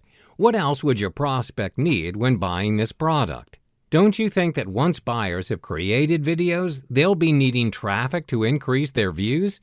You just found yourself an opportunity right there. You can give a bonus relating to traffic generating secrets or even a YouTube traffic hack. The possibilities are endless. 2. Raise it up. If the product you've chosen costs $67, your bonus should be worth 5 times the product. If your product is $100, your bonus should be worth $500. Now, this isn't a rule that you must follow, just a general principle. Your bonus works as a motivational push for your buyers to take actions in purchasing your product, but you'd be surprised at the amount of earnings you can get if you apply this rule to your bonuses. 3. Rarity. Thirdly, your bonus must be rare, meaning it's the only accessible thing that comes through you. If you provide a bonus that can be found elsewhere, it won't be special anymore, and the prospective buyer might not be intrigued by it. When you promise to give something, you should give it right away. Buyers will be very excited to receive the special bonus that they'll get. It's perhaps the primary reason why they purchase through your affiliate link in the first place. In fact, as much as you want more customers and prospects to come, keeping the same buyers is even better. Giving them disappointment by giving them the promised bonus late would certainly hurt your business and reputation. Be extra careful and be responsible. 4. Be adventurous. And by being adventurous, I mean try to win affiliate contests. At times, product vendors will organize affiliate contests as a competition. An affiliate with the most number of sales in a set time will win a prize. Explore the affiliate contest in JVZoo. They are used as incentives by vendors to increase the number of affiliates who support and get on board with their product launch. In order to increase your sales for the affiliate contest, you can use the scarcity factor as your sales technique. This technique creates a sense of urgency for customers to purchase a product through your affiliate link by presenting it as limited for a short period of time. 5. Reuse. Lastly, your bonus offer will not end at the one promotion only. You have spent a lot of time and effort in formulating ideas and getting necessary things done to come up with such a great offer. In order to increase your sales for the affiliate contest, you can use the scarcity factor as your sales technique. Nevertheless, you can use the same offer with the same great result if you've made it doable with other promotions. Hi there, everyone. In the previous few modules, we looked at Google AdWords' general features and functionalities, and also strategies to launch your own Google AdWords campaign. In this final module on Google AdWords, we look into a crucial step in any Google AdWords campaign: optimization. Even if you're on the right track and doing everything right on your AdWords campaign, it's still hard to assess how well you're performing. Bear in mind, most campaigns that are just starting up will also need some time to generate profit. Therefore, test running your AdWords campaign is key to ensuring success and sustainability. There are 3 ways to conduct your tests. 1. Keeping track of your keyword bids. 2. Optimizing your click-through rate, CTR. 3. Your landing page conversion rate. Let's look into the specifics of each method. 1. Keeping track of your keyword bids. Once you have generated your clicks and sales, you will still need to adjust your bids. If your keywords are generating profit but you're still not ranked as the top campaigner, then you should continue to raise your bidding price. However, if your keywords are not generating any profit, you would eventually have to lower your budget in bidding or pause the campaign to improve your game. 2. Optimizing your click-through rate, or CTR. Your CTR directly affects the performance of your quality score, which is the relevance of your campaign. This will then determine how much you pay per click. The higher the quality score, the lower you pay per click. To optimize your CTR, test run different ad copies to see which version gets the most clicks. This can be done by running a new ad alongside the old one for a week or so and keep the winning ad. You can also run regular search query reports to detect irrelevant search queries that could be causing high amount of impressions and unwanted clicks. These kind of search queries can be added to the list of negative keywords to improve CTR. 3. Your landing page conversion rate. This is done by comparing different versions of your landing page. But don't fret, there's a shortcut to this method. For starters, you can make use of Google Analytics Experiment.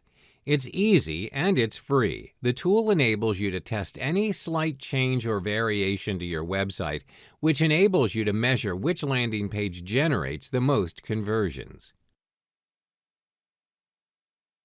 Hi there, guys. In this module today, we'll be looking at yet another paid traffic generation method you can rely on to help boost traffic to your site: media buying. Are you ready? Well, let's get to the details. What is media buying? Media buying works by letting you purchase the most strategic and advantageous slots and spaces for the advertisements of your product or service. There's a wide range of media buying options one can choose from, ranging from newspaper ads to primetime television slots and online banner adverts. Since we're looking here from a digital business perspective, this module will be more focused on media buying in the context of internet marketing, online banner ads. These form of ads come in the form of graphic, rectangular displays that you see on the top, bottom, or sides of a website that are either static or animated. 5 key variables to a successful media buying campaign. It should be noted that there are a few important variables that must be taken into account if you choose to go down this route. This is so that you stay on the right track and ensures that you maximize your return on investment while minimizing potential losses. When your ads aren't working, it can almost always be traced back to any one of a few of these variables. The 5 key elements are as follows: 1. The demographics of your prospective customers. 2. The offer. 3. Your landing page. 4. The source of traffic. And 5. Your ad copy. Let's go into the specifics. 1. Demographics. First are the demographics of your prospective clients. Before putting up your banner on a specific site, you must identify who your target audience is. These are a few vital questions you should be asking about your audience. Who are they? Where's their location? What site are they on? What are they interested in? Try and answer the respective questions to get a bigger picture on how you should strategize your ads and which site should you select to display them on. If you put the right offer in front of the wrong demographic, surely it'll get you nowhere. 2. The offer. The second variable would be your offer. You must be really sure of what your offer is all about, which should answer the following questions. What are you selling? What are your price points? What are your upsells and downsells? One of the effective ways to model your offer is, of course, doing research on your competitor's offer. Yes, that's the ultimate secret. It's a form of research where you don't have to devise an entirely new plan for your business. Instead, you tweak your offer according to your competitors. When you've found a proven model, then you should just go with it. Why waste all your resources? 3. Your landing page. Third is your landing page. The landing page is the most important page in the sales funnel. Your landing page is where the prospective clients will be directed after they've clicked on your ad. The landing page should provide information on what you're selling, where it can be in the form of videos or previews. Whatever it is that you're planning to do, make sure that you cater towards your group of audience and what's working for them right now. Always observe the market. Again, work backwards and adopt a landing page that's already proven to be successful. 4. Your traffic source. Let's move on to the 4th variable, which is your traffic source. As mentioned in the previous module, most ad campaigners don't realize that the source of traffic's already there. Online users are constantly navigating from site to site every minute. Find ways to redirect them to you. 5. Your ad copy. Last but not least is your ad copy. The ad copy is equally as important as other elements, as it is the gravitational factor that influences the prospective clients to decide on whether or not they should click on your ad to know more. It determines your click. Research and analysis. It's important to determine where and when your ad should appear when it comes to online media buying. This requires strategic planning to ensure that you don't waste your resources, your time, and your money. One form of research you can do here would be reverse engineering. Reverse engineering simply means that you work backwards. Instead of crafting a brand new plan for your media buying campaign, you should make use of the available information and resources. The key here is to model your campaign after what's been proven to work. Let me give you an example. How do you drive traffic towards your ad campaign via a specific site? It's your job to figure out which site or page that they're constantly visiting, and how would you redirect them to you? One effective way to go about it is to reverse engineer from your competitors' campaigns. Identify their offer as well as to whom their audience is. Next would be to identify your direct and indirect competitors. When you venture into any business, you have to acknowledge that there will always be competition. Therefore, you have to take a strategic step by conducting an analysis on your competitors. You can use the information to improve your business's performance when you compare it with your competitor. You're also able to identify if there are any gaps in the market that you choose to exploit. Most important, you can leverage your competitors' traffic sources as you now know what the audience is willing to pay. Your direct competitor refers to the company offering the same product or service as you are. For instance, if you're selling health supplements, you notice that Company A is also selling health supplements. Your indirect competitors, however, are those who are offering an entirely different product or service than you are, but they're catering to the same demographics. This means they have the same target audience as you do. Here's an example of what an indirect competitor means. Let's say your company specializes in health supplements aimed at elderly folks. Your competitor, Company B, caters to the exact same audience, but they offer a different product from yours, a comprehensive fitness course for the elderly. This makes them your indirect competitor as you share the same audience. To do this, you can use sites or applications that allow you to track your competitors' performance. One of those sites available out there is SimilarWeb.com, which is entirely free and is practical for those who would want to have a rough idea of how their competitors are doing. If you want a more comprehensive description of your competitors, you can instead opt for WhatRunsWhere.com, AdBeat.com. Subscription to these sites can set you back almost $200. These sites will provide you useful information regarding your competitors, like what's their niche, where are they generating their traffic, which referrals, advertising platform are they using, which site are they purchasing their ads from, how many visits do they have on their landing page. When you have gathered the information required, you can then figure out ways to adjust your campaign accordingly. To be more innovative, you could add in more value to the products or services in the gaps that you've identified.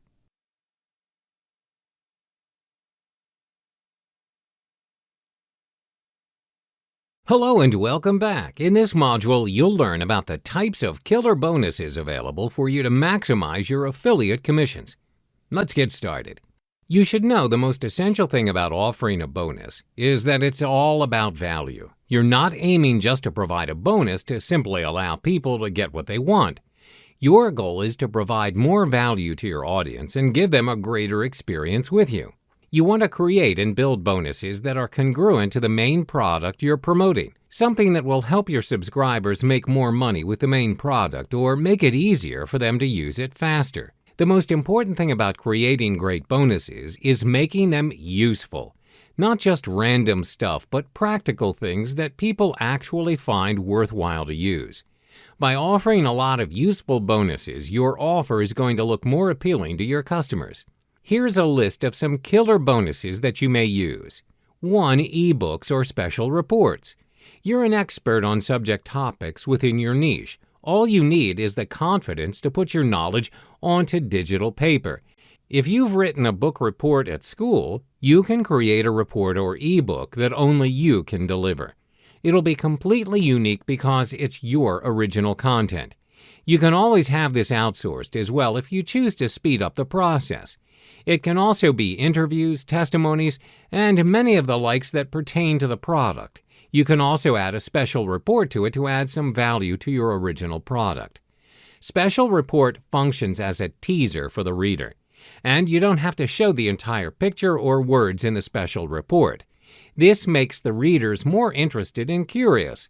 As a result, they end up buying the product. 2. Videos. This is for affiliates that want to provide a more visual experience for their buyers. For example, a tutorial video teaching your buyers how to use your front-end product can be really a favorable bonus. People nowadays are more exposed and find visual experiences more convenient than the printed or written word. In addition, videos are suited and very effective value for your product since it helps the user to understand the product better, and this is what they're usually looking for. By creating short videos and presentations, you can use these as bonuses. This will not only create content for you, but it'll also build your brand that is equally important. 3. Audio. This is another option for you. These days, people are so busy and they're constantly on the go. This is your chance to target such prospects. Audio recordings of videos and seminars are valuable because they can easily be added to your subscribers' smartphones or any device they use to listen to music or audio. 4. Downloadable software. This right here is a nice bonus too, especially for products that require a particular software or tool to work better. So if you want to make your bonus crazy attractive, consider using software or tools to offer great advantages as a bonus offer. Taking price into consideration, software or tools are usually expensive because they add extreme value to your offer. So when you're offering this kind of bonus, the buyers would definitely jump at the chance to make the purchase immediately. 5. PowerPoint presentation templates. Just like tools and software, this bonus works well for creative-based products. Templates can exist in many forms, like a poster template, PowerPoint slides templates, etc. For poster and design templates, you can include it as a bonus to a product that's related to editing or designing. If the product's a tutorial or perhaps a designing tool, giving your buyers a set of templates is a great reward. Another bonus idea that you could use is a set of ready-made templates that are related to a presentation or video recording. Let's say you're selling an ebook that's a guide on how to make a powerful presentation. Providing them with presentation templates would be a great big plus. Having this as a bonus offer will not only help the users, but it'll also give them a big push to create more content. Another thing to take note of is that some users aren't well versed in designing presentation slides. To them, the provision of templates for presentation slides is very useful and beneficial. When you're selling something like this, you want to make it as easy as you can for the users. This will make the bonus you're offering all that more enticing. 6. Group coaching call. This is a bonus that you do not have to deliver up front and can be completed after the promotion is over. These coaching calls can be delivered as a teleconference or webinar. You can be live on camera or use a presentation to deliver to your subscribers. Creating a presentation related to the product you're promoting will help them to use the product even better and be more successful. You can also invite the product creator onto the call. This is to show your audience that you care about them and that you're going to deliver secrets about the product that they cannot get from anyone else. 7. Private label rights, or PLR. Now, this is a great tool that you can use to create bonuses, but you need to do that right away. When using PLR content to create your bonuses, you will need to completely change the content to be unique to you. PLR content is purchased by hundreds or even thousands of people. The last thing you would want to happen is to have the same content with another affiliate because both of you have the same PLR package. You want to make sure your bonus is unique, right? Well, to achieve this, it is simple. Change the content to be your own. Changing the graphics is the first step in making your private label rights content unique. Outsource that job. Head to Fiverr.com or even Upwork.com for a wide range of freelancers. Next, you would want to review content and make sure it's what you've set it to be. Don't forget to make any updates or change that you think are necessary. Now, don't forget to make any updates or changes that you think are necessary to reflect what you're trying to deliver to your audience. You can also repurpose your own content. Using what you already have is the quickest and easiest way to make unique bonuses your subscribers will love. Hi there! In the previous module, we looked into the research and analysis aspect of online media buying. In this module, we will address the next step, the creation and testing of your first banner ad. Let us guide you through this process. Your banner creation, 3 simple steps. Start small by scaling it small. What you need to do is just adhere to these 3 simple steps to ensure your banner's success. These steps are: 1. Determine the size and style of your banner. 2. Connect to an ad server. 3. Set up an even delivery or frequency cap. Let's get into the nitty-gritty of these steps. Your first step, you need to determine the size and style of your banner. A common mistake a lot of people make when creating their first online banner is to choose the wrong banner size for their ads, and they end up wasting their resources. What you should do is to select the standard size for your online banners.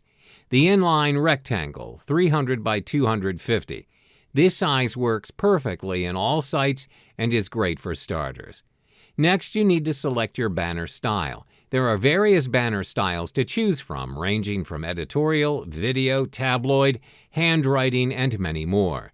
When selecting your style, be sure to align it with your campaign. It's also a factor that drives the traffic towards you. I know that some of you may not possess the expertise of creating your own banner. Therefore, to save you time and cost, you can always hire freelancers to design your very first banner for you. There are 2 major sites where you can hire freelancers for good quality work at a very reasonable price. They are $20banners.com, freelancer.com. Next, connect to an ad server. When you've created your banner, it's time for you to do a test run of your ads. This is when an ad server comes in real handy. An ad server is a paid software that helps you in test running your ads in different sites. It'll do all the work for you, helping you track how many views, clicks, and purchases that you've generated after the run. This tool is very practical and saves you a lot of time. Some of the very few ad servers that you may utilize are Ad Shuffle, Site Scout, and Zedo. Then set up an even delivery or frequency cap. After you've run your ads, you would know the patterns and how much clicks as well as sales you've been receiving. Consequently, in order to maximize your return on your investment, you should set up an even delivery or a frequency cap for your ad. Now, what does that mean? Well, it's a setting where you're able to control the number of times a customer may view your ad in a specific time frame. For even delivery, you determine when is the most effective time to run your ad. For instance, when you have a test run your banner, you realize that during the weekends, there are less visitors on your site as compared to the weekdays. Therefore, you only set your ad to be viewed on the weekdays so that you do not waste your resources. Meanwhile, for frequency cap, you determine how many times a customer may view your ad in a day. If they view it multiple times as well as clicking it, but they do not result in purchasing your product, it may also be a waste in resources. Hence, you may want to allow only a one-time viewing per day per customer for your ad. Test out your ads. Your ads are now up and running. Now you need to test your ads. It's the only way you'll know that your promotions are actually working and ensures that you get the best responses possible for your ad. First, start small by test running your banner ads on 3 to 5 websites. This makes it possible for you to track your ad's progress without overwhelming yourself. Your tracking includes how many views did your ad generate, how many clicks did it receive, and most important, how many customers were interested in navigating to your landing page. Did they result in purchasing your product? Next, ensure that you have already come up with various banner styles to test run your ads in multiple sites. You should have a collection of 10 different banners with different styles focusing on the same theme. Your styles may have a mixture of editorials, videos, and cartoon banners or others. This is so you can test run different styles at the same time to see what style performs better for you and choose to focus on the best performing style to maximize your return on investment. Now that you've mastered the mechanics, it's time for you to apply the 2 times conversion rule. This means that when your cost per ad, CPA, or how much money you invested for your product is $100, you should run your ad until you achieve $200 in return. Then you may decide whether to carry on or to stop. This means that you have a break even and that you have not wasted any of your time, money, or resources. Hey there and welcome back. When you've built your online business, it's imperative to use your resources and take some time to market your business. One of the most effective methods to market your business, especially if you've just started out in the internet business scene, is solo ads. So what are solo ads? Well, to make it simple, solo ads is a form of advertisement sent out to an entire or a portion of an email subscriber's list. The rule is you're purchasing your intended audience or targeted traffic in the form of a mailing list. Your main goal is to drive them to your landing page. You may also purchase solo ads to promote an affiliate link. So where do you find your targeted audience or your intended mailing list? Generally, when you have an ideal audience in mind, you've got two choices. You can deal with a solo owner where they have already established their own mailing list in a specific niche. Now, you may also contact an ads broker who acts as an agent for this business. When you purchase a solo ad, the emails sent out to your audiences are dedicated emails. This means the email revolves entirely around the product or service you intend to promote. The emails are focused on a particular niche or area depending on the product or service advertised. This may range from the selling of supplements to fitness campaigns. So why solo ads? Well, in a nutshell, solo ads work best for those intending to drive quick traffic in large numbers. This can be applied in contexts where you're about to launch a product or if you need traffic to be sent to a web page immediately. In order to search for your intended mailing list, there are two approaches, as I mentioned earlier. There are solo owners or solo ads brokers. So what's the difference between the two? Well, solo owners are individuals who own their own solo ads. They have established their own mailing lists where they'll sell a solo ad to you, and it's dependent on your market. Usually, solo owners will charge you by cost per click or CPC. This depends on how many customers are interested and click on your email for further information. Having said that, there are some downsides to opting to purchase your traffic from solo owners. As the name suggests, solo owners are only solo owners. Initially, most of them do have a specific mailing list for marketing and business purposes, but as their mailing list expands, many people inquire to purchase their lists where they have turned it into their main niche. Therefore, they're only interested in making money by selling you their lists. Sometimes it's possible that their mailing list does not even correspond to the advertisement that you intend to sell. This means you're wasting resources as you're promoting your product to the wrong audience. Secondly, certain markets or niches have very few solo owners, as the market can be relatively new or it's not been explored by many consumers. For instance, markets that cater towards very specific products for a very specific audience. An example would be supplements to control the sugar level of diabetes patients. As a result, you might find it difficult to generate or find suitable mailing lists for you via solo owners. Another drawback is, as the solo owners are charging you based on CPC, the conversions may be low. As stated earlier, some of the mailing lists would not entirely hit the bullseye for you, as the audiences are a mismatch. Now let's move on to solo ad brokers and how they aid in generating traffic.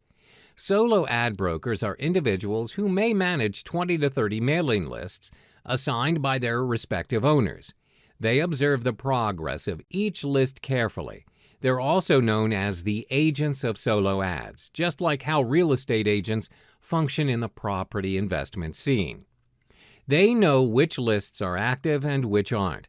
They also have an idea of the list's interests and how many clicks are made per list.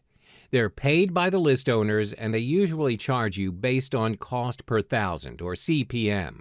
Therefore, you don't have to worry about the cost, as it's highly unlikely for them to charge you unreasonably. How do you measure CPM? Well, CPM is a jargon referring to the cost of a media vehicle reaching an audience of 1,000. Usually, how solo brokers work is they advise you on the traffic you should purchase based on the available lists. When you test run your solo ad and you find it's not generating the amount of traffic you want, you can always go back and discuss the problem that you're facing to your solo brokers. This kind of transaction's also made available through Facebook Solo Ads group. It can be a public or a closed group. In a particular group, there will be solo ads brokers or vendors as well as the buyers. The brokers advertise the lists that they sell. Meanwhile, the customers who purchase the lists can publish testimonials on the group's page.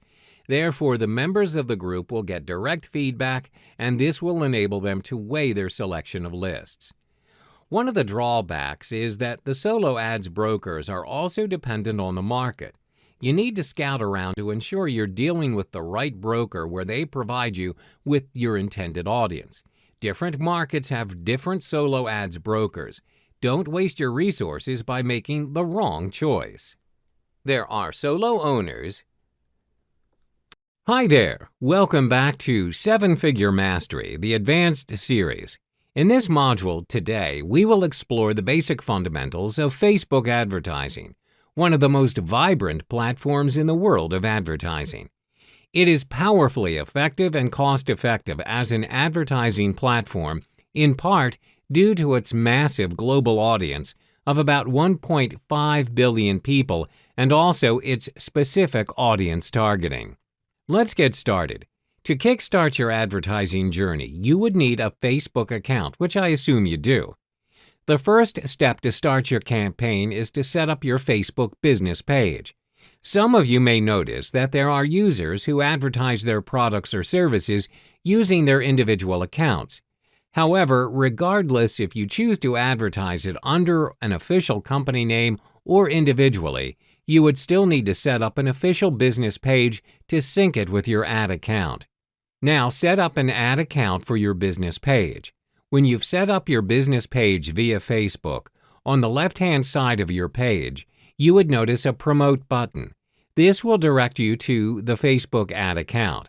Upon accessing the account, you'll automatically see different campaign objectives listed by Facebook, which range from awareness to conversion. The ad account functions to organize your advertisements according to your selected campaigns and their respective goals. There are 3 main categories in which the Facebook ad account uses to organize your ads. 1. Your campaign's name and objectives. 2. Your ad sets, which includes targeting, budgeting, bidding, placement schedule. 3. Types of ads, which include copy, images, media, destination. To generate a successful campaign, there is a systematic and effective method in organizing an ad account. When you start on a new campaign, you should have multiple ad sets separately under your campaign. Your different ad sets should also have one specific advertisement.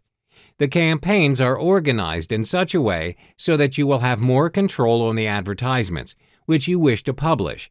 Secondly, as stated earlier, your ad sets will have their own budgeting. When you separate your ad sets, you will get to manage your advertisements according to your budget. After you've organized your campaigns in your ads account, it's time for you to set up your Facebook Business Manager account. Some may think it's unnecessary to do this, but if you plan to expand your business, you'll find yourself managing multiple pages and advertisements for different products or services. This also means that you'll need to set up more than one account. This is when the Business Manager account comes into play. Your Business Manager functions to manage your multiple accounts. When you have multiple ads accounts, each separate account caters towards different clients or businesses that you serve. You pay for ads with different payment methods. One of the greatest advantages that you will obtain when you set up your Business Manager is that you're able to track the performance of your ads across the different ad accounts. A report will be generated on the assets and people that your business is responsible for. Setting your campaign objective. After setting up your Facebook business page, ad account, and business manager accounts, your next step in creating a Facebook ad would be to select the most suitable campaign objective to generate traffic to your cause. What you need to realize is the most recent Facebook ads account has 15 different campaign objectives for different and very specific purposes. Your advertising campaign objective is the action you would want your audience to take. Setting your campaign objective and selecting the most suitable one will determine the overall success of your advertisement. As our main objective is driving traffic towards your business, we will be focusing only on 4 campaign objectives, which are 1. Traffic, 2. Video views, 3. Lead generation, 4. Website conversions. Let's explore each in more detail. Traffic. With traffic as your objective, you're able to send people to your website from Facebook and increase the number of visits. You're also able to get people to download your app. There are various ads formats for you to choose from in order to advertise your ad, which ranges from photos to slideshows. Video views. With video views, you're able to show your prospective customers your product launches, behind-the-scenes footage, as well as testimonials to raise awareness, as well as marketing your brand. Videos are proven to be a credible source in promoting your products or services. Lead generation. This campaign objective is very effective and useful as it functions to collect information from your prospective clients by asking them to fill out a form in the ad with their details. Their information may include their age, email addresses, as well as interests. Lead ads are useful to collect signups for newsletters, price estimates, follow-up calls, and business information. Website conversions. Last but not least is website conversions. This campaign objective is to get your customers acting on and using your website. For instance, you can track conversions when a customer purchases a product from your website. To enable website conversion ads, you will need to use the Facebook Pixel for websites. Budget and bidding. Understanding Facebook ads cost is important so that you are able to work within your budget and maximize your return on investment, or ROI. As an advertiser, you will state how much you are willing to pay for an ad.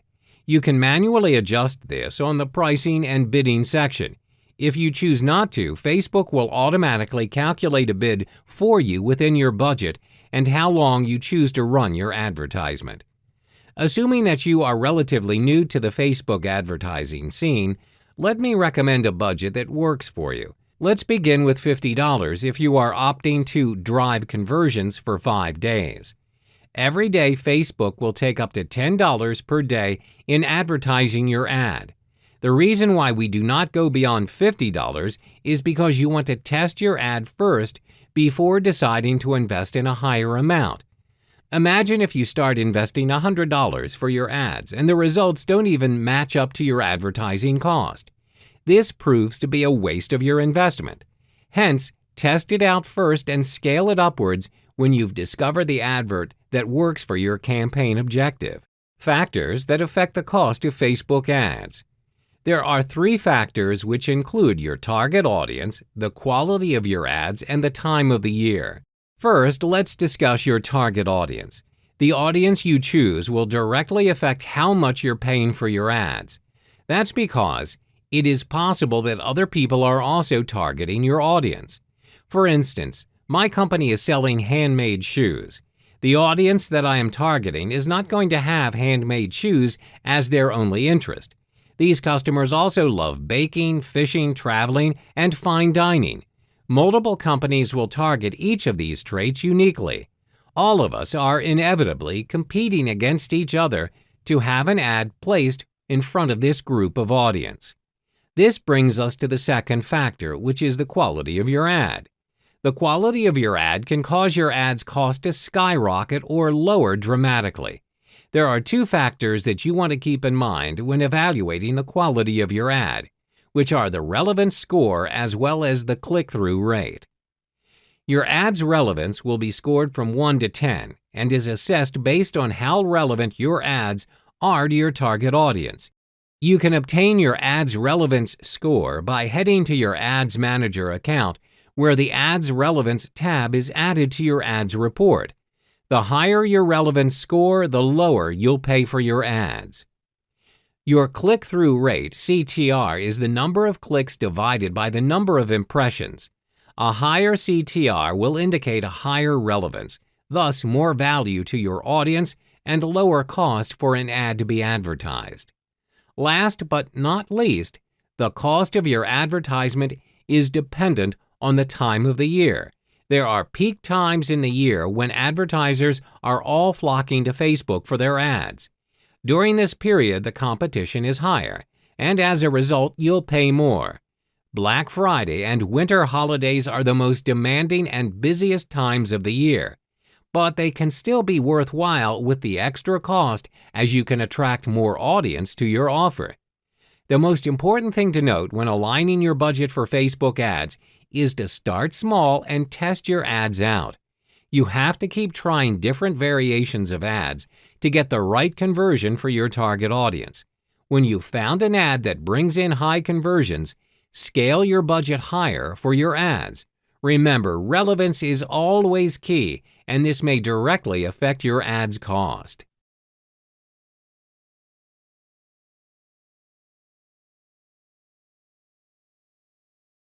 Hi there, everyone. In this module, we will continue to explore the basic fundamentals of Facebook advertising.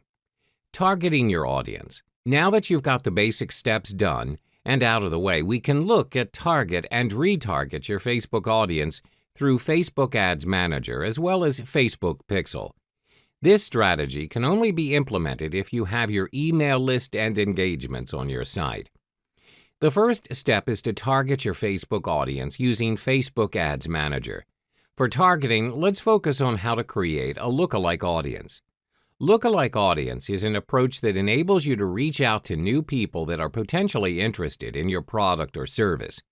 This approach is very practical and simple to execute, as you do not have to compile all of your data or statistics regarding your offer to get this approach running. All you need to do is to upload your email list to Facebook Ads Manager. To begin creating your lookalike audience, head over to your Adwords Manager at your Audiences section.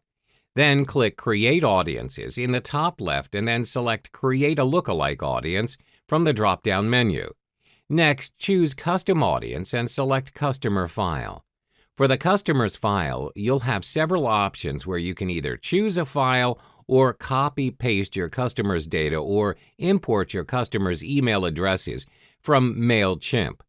What's MailChimp? MailChimp is an email marketing service that allows you to send marketing emails, automated messages, and targeted campaigns. In the next section, you are then asked to choose the country where you would like to search for a similarity to your customer base. Finally, you'll need to choose your desired audience size with the slider and click Create Audience. From here on, Facebook will search for your prospective audience who are interested in your product or service.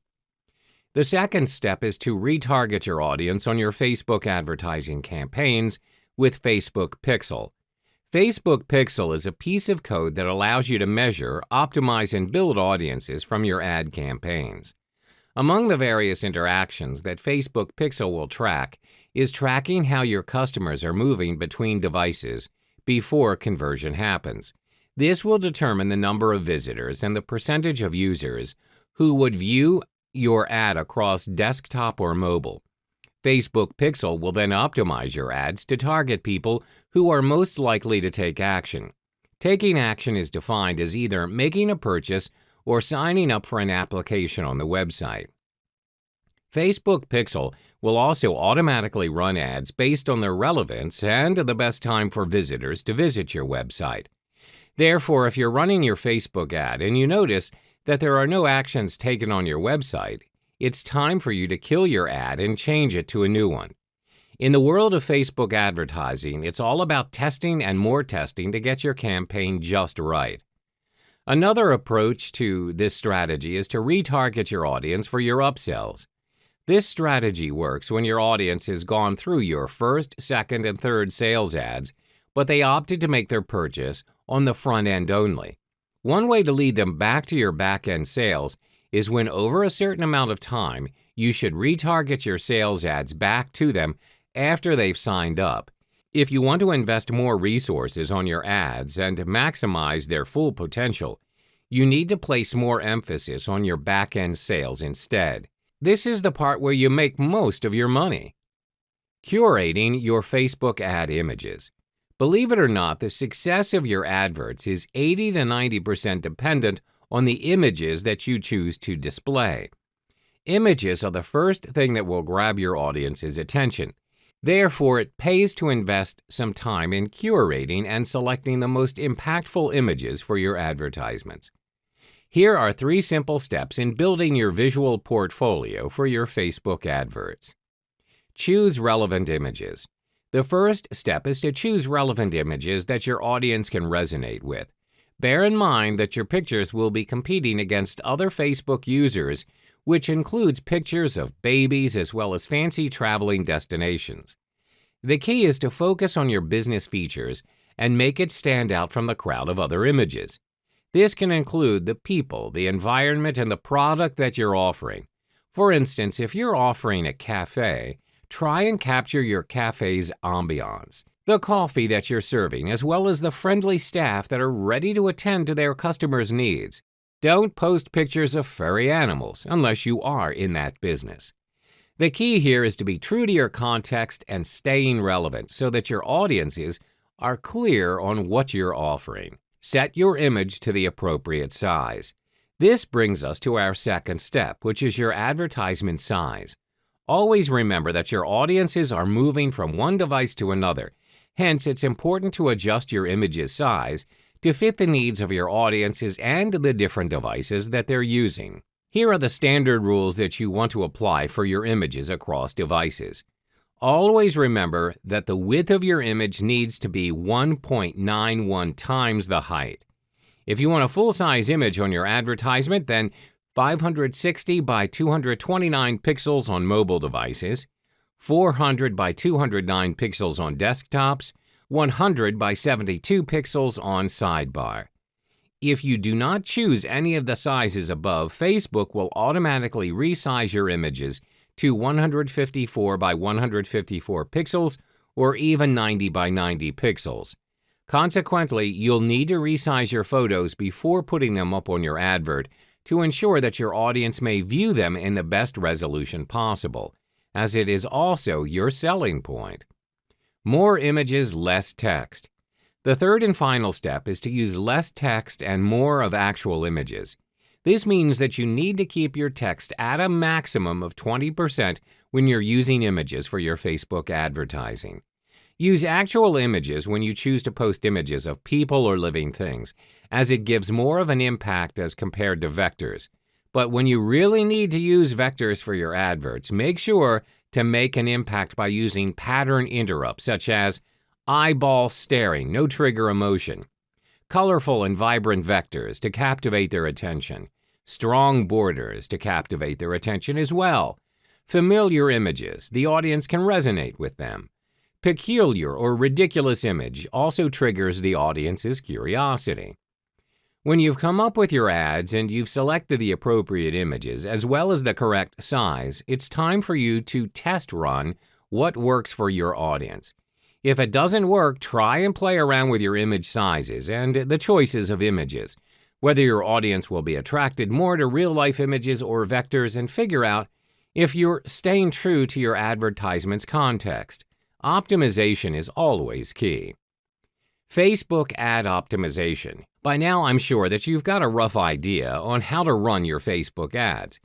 But like any other ad online, simply running your ads isn't enough. You have to also optimize your ads. Testing helps you in detecting which major or minor changes are required to adjust your campaigns. This will improve the performance of your ads, creating a positive opportunity to drive traffic and increase conversions to your landing page. There are 4 critical steps to your Facebook ads optimization. 1. Defining your campaign's goals and strategies. 2. Refining your lookalike audience. 3. Narrow down your retargeting audience. 4. Facebook ads A/B testing. 1. Defining your campaign goals and strategies. Earlier, we emphasized on how important it is to be clear of your campaign objectives. The optimization process of an ad campaign begins before the first ad's even created. In the context of driving traffic to your website or landing page to generate sales, there are two important strategies to abide by. 1. Your ad creative. 2. Your ad's conversion tracking. First is your ad creative. Visuals are proven to be effective in promoting consumer products. Therefore, it's important to use professional pictures for your products. Adding a human element can increase the number of clicks. Do not focus on the features of your offer. Instead, focus on the benefits that it can bring to your prospective clients. Second is to optimize your Facebook and conversion tracking. Always use Facebook conversion tracking. Remember that you're not interested in clicks or likes, but your Facebook ads cost per conversion. Once you've got your Facebook conversion tracking in place, split test your ads campaign to search for the right audience and design. 2. Refining your lookalike audience. The second step to optimize your Facebook ads is to optimize your lookalike audience. To refine your lookalike audience, you need to test out your ads using different selection of interests when you're building your ad. Once you've discovered the right set of lookalike audience and interest, it will definitely reduce your cost per conversion. Narrow down your retargeting audience. The third step is to narrow down your retargeting audience by breaking them down into various categories instead of grouping them into a single entity. For instance, you may have audiences with different interests, age groups, and locations. When you break them down into different categories, it allows you to be more focused and specific in conveying your message to various audiences. Through this approach, it's possible to increase your audience engagement and improve your conversions from each audience's category.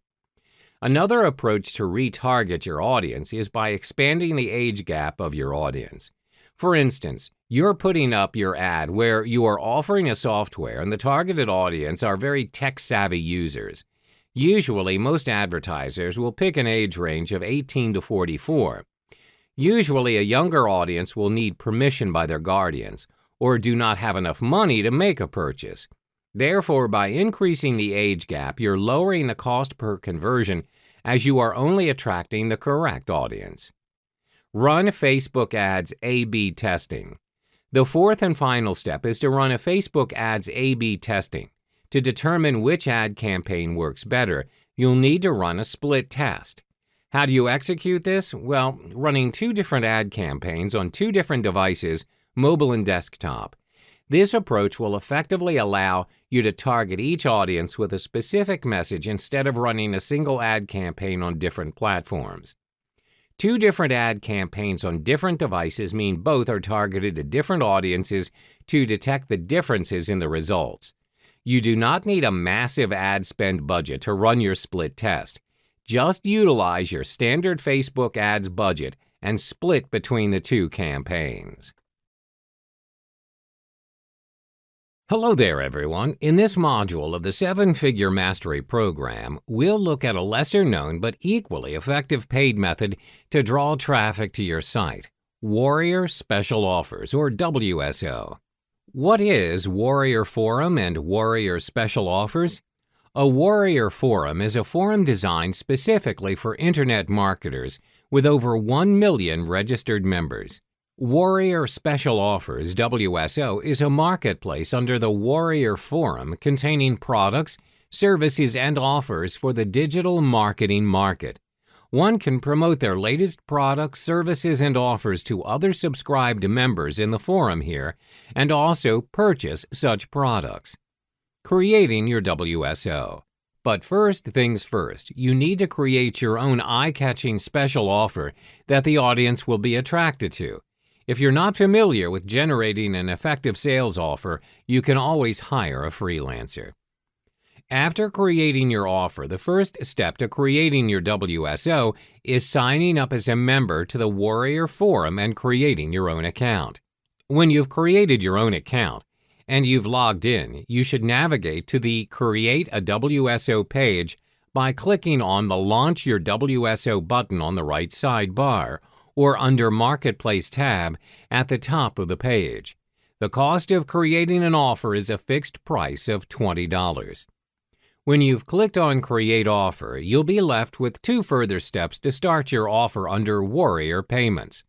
The first step will lead you to configure most of your product details, which include the title of your offer, uploading your product or specifying your URL, selecting your product category, setting up a subscription payment if needed, your product price, giving access to affiliates to promote your product, connecting to PayPal, setting up a dime sale or time sale, connecting to your autoresponder, allowing your offer to be featured as a Warrior Daily Deal where you also have to choose a commission rate. The second step is where you'll create your product's offer by creating your own sales copy. This page will be loaded once you've completed the first step by clicking Save and Continue. When you've clicked Save and Continue, this is when your offer is published directly to the Warrior Forum and it creates your thread. Then on your thread, other users of the forum are able to comment and ask questions regarding your product where you can reply to their queries. To post offers and receive payments for your products, you are required to connect to PayPal. The Warrior Forum works in a way where they want to get their Warrior payments up. If you're able to create an effective WSO using Warrior Payment, the Warrior Forum will do all the work to drive the traffic to you. To do this, try and get your offer listed under the daily deals. 5 tips for WSO success. 1. Bump your special offer thread as often as you can. When members visit the WSO Marketplace, your thread's title is the first thing that they see. Bumping your thread means that your offer title will be placed on the first page of the WSO Marketplace. Usually, when new offers come in, your offer will be pushed further behind if you choose not to bump it. The cost for bumping your offer is usually $19.95. 2. Optimize your WSO by subscribing to the WSO thread. This should be done once your WSO thread is made live. When you subscribe to the thread, you're able to reply to your client's query promptly. This creates a better chance in securing clients as they know that you're serious about your offer. 3. Get more views of your offer through banner advertising. Banner advertising is one of the best strategies to reach all Warrior Forum members, not just restricted to the WSO community. The majority of the Warrior Forum members are interested in internet marketing, online entrepreneurship, and business in general. There are 2 main spots where you may advertise your banner ad: the top banner ad and the bottom banner ad. Most advertisers will choose the top banner ad. That's because it is an above-the-fold ad that can be seen by almost all visitors to the Warrior Forum. The banners on the Warrior Forum are charged based on CPM, which is cost per impression. The top banner will cost you $5.99 per 1,000 impressions, and the bottom banner will cost you $1.49 per 1,000 impressions. 4. Incorporate videos in your sales letters to increase the conversion rates and sales of your offer. People are more attracted to an interactive sales offer as compared to the traditional one. The most strategic way in implementing this is by placing the video above the fold as an introduction to your offer. 5. Incorporate testimonials as proof that your product is worth the purchase. However, there is such a thing as too many testimonials in a sales letter. When you put too many testimonials on your page, the effect will be diminished.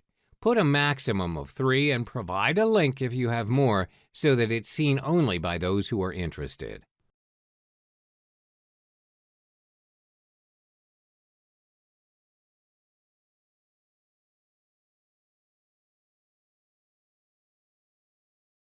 Hi there, everyone. Good to see you back. In this module, we'll discover more about another Google-related traffic generation method that can be done at no cost whatsoever. This method is known as search engine optimization, or in short, SEO. Now, what's SEO? SEO is the optimization process that helps one generate traffic from the organic or natural results of your search engines. Organic or natural results are unpaid search results that appear based on the relevance or hit of your search. These results are determined by Google's search algorithm to detect the site that is most optimized to their criteria and your search. The aim is to have your product or web page on the first page of Google search results, or even better, the featured snippets.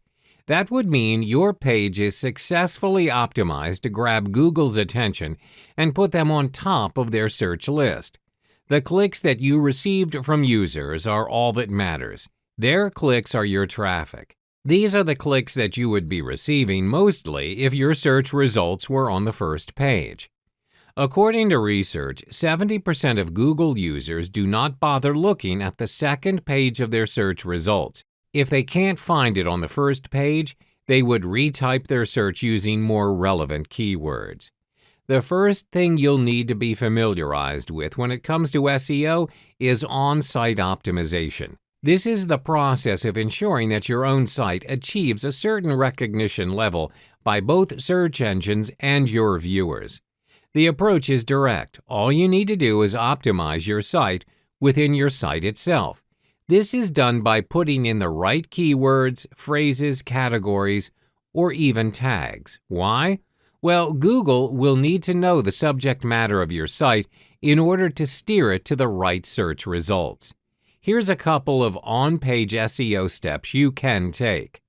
Page titles. Do include one of your target keywords or phrases so it's easier for searchers to identify that your results are relevant. Also, for your website page titles, try to keep it below about 70 characters. Position keywords towards the front of the title to lower the risk of it getting cut off on search engine result pages. Metadata description. This is the short paragraph of text placed in the HTML of a web page that describes its content.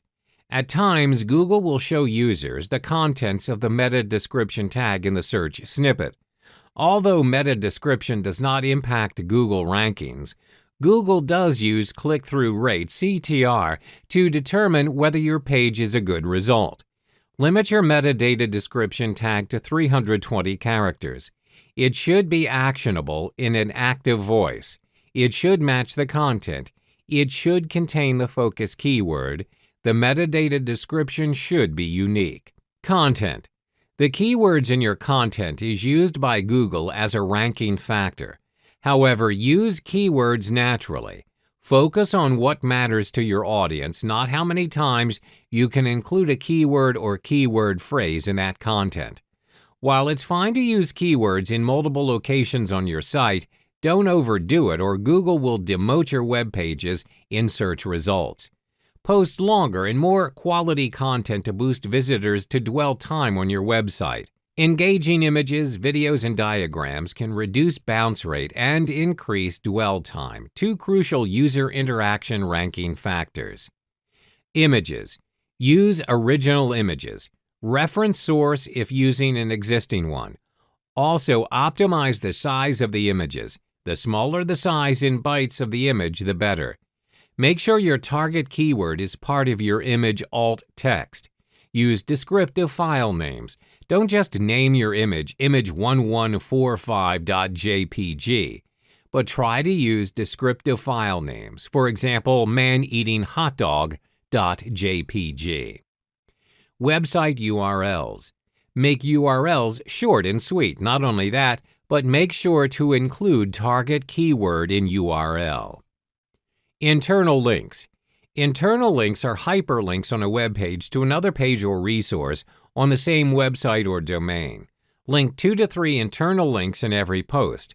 Alternatively, link 2 to 5 older posts when you publish a new post. Outbound links. Outbound links are links that are going to direct you to another specific web page or website. This aids Google in figuring out your page's topic. It also shows Google that your page is the center for quality info. Social sharing buttons. Social sharing generates more views, and this means more people linking to your site.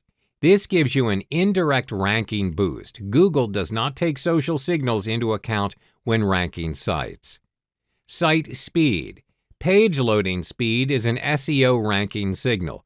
You can boost your site speed by using a content delivery network, compressing images, and changing to faster hosting. You can check your site's loading speed with gtmetrics.com. Off-site SEO optimization is a process of ensuring that your site achieves the highest rank using external approaches. Simply put, it's not optimized within your site. You'll be needing other sites, multiple platforms to steer Google into your main site. The key to Google's attention is through links that lead to your site. You see, the more your links being shared on multiple pages, the more important your site will look to Google. Take a look at this image below. Your site is at the center, and you have multiple sites sharing or linking your site in their site. Google will define this site, your site, as a presence of authority. The formula sounds simple, right? Not quite, because your real challenge would be how many other sites are actually linking your site, or do you have ample content that is reliable for users to consider linking it? Most times, the perception of a site's authority is regulated by the number of sites that are linking to it. To actually have your link appear on a bigger platform and recognized blogs will eventually steer your site to rank higher in Google's list. For example, you have a post regarding the art of publishing your book, so you want to use the off-site optimization by linking your main site to other platforms being the social media network giants. You are generating views by linking your main site to these platforms. Doing so will allow a number of shares to be performed amongst the users of these platforms. Your links will be shared, your traffic will rise, and slowly, your site will be presented as an authoritative figure to Google.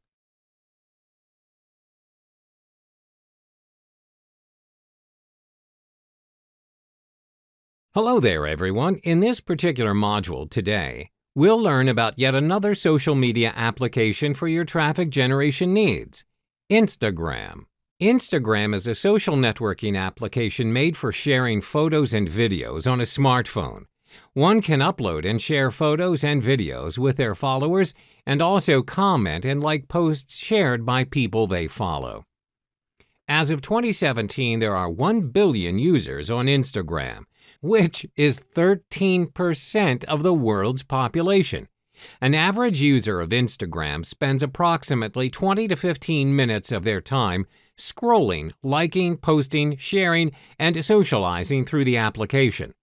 Looking at the extent of market penetration, it's only natural that as an online marketer, you should take advantage of this to generate traffic and create brand or product awareness. Here's a guide to Instagram. Creating your account and profile. First and foremost, you need a smartphone. Instagram only permits uploads from a mobile device. Download the app, and you can start registering for an account. You should link your Facebook page to your Instagram account. This way, it'll be easier to develop your business profile on Instagram and get higher amounts of traffic from multiple platforms. Start naming your account accordingly and follow the sign-up instructions. You will be prompted to find contacts. Instagram will automatically search through your contacts to find those who are using Instagram as well. Use an appropriate profile picture for your Instagram account. Remember to treat your profile picture as your branding. Use your brand or company logo for it. Once you're done, you'll be taken to your home page. If you're bringing a business profile to Instagram, it's only necessary that you turn your Instagram account into a business account. This will make it easier for you to declare to users that you are a business account, and people will get in touch with you easily using Instagram. Go to your profile and tap the settings icon on the top right corner of the screen. Scroll down to find the Switch to Business Account option. You will be given a choice to connect to your Facebook page. If you haven't done so, once it's connected, Instagram will automatically import your business profile from Facebook and set it up for you. Instagram Insights. Once you're finished, you'll have access to Instagram Insights. This feature is a useful tool for online marketers to be able to better understand their audience's behavior. which is helpful in creating a more relevant post that will appeal to the audience. Go to your profile page and tap the bar chart icon besides your setting icon. However, you need to have posted a few photos in order to be able to see anything here. You'll see that the Insight page is divided into 3 separate tabs: Activity, Content, and Audience. Activity. There are 2 subsections under this tab: Interactions and Discovery. Interactions is where you can view the number of times users have interacted with your account in the form of profile visits, the number of times users have visited your profile; website clicks, the number of times users have clicked the link in a bio; email, the number of times users have tapped this button on your profile; call, the number of times users have tapped this button on your profile. Here you can also see which days in the week that have the most user interactions. You can also compare interactions from the week before. Discovery is where you can see overall influence of your Instagram account. This is measured in the form of impressions, the total number of times all your posts have been seen; reach, the number of unique accounts that have seen your posts. This section, however, only shows insights limited to the past 7 days. Content. This tab can be divided into another 3 parts: Posts, Stories, and Promotions. Posts is where you can see insights on the photos and videos you posted on your Instagram feed.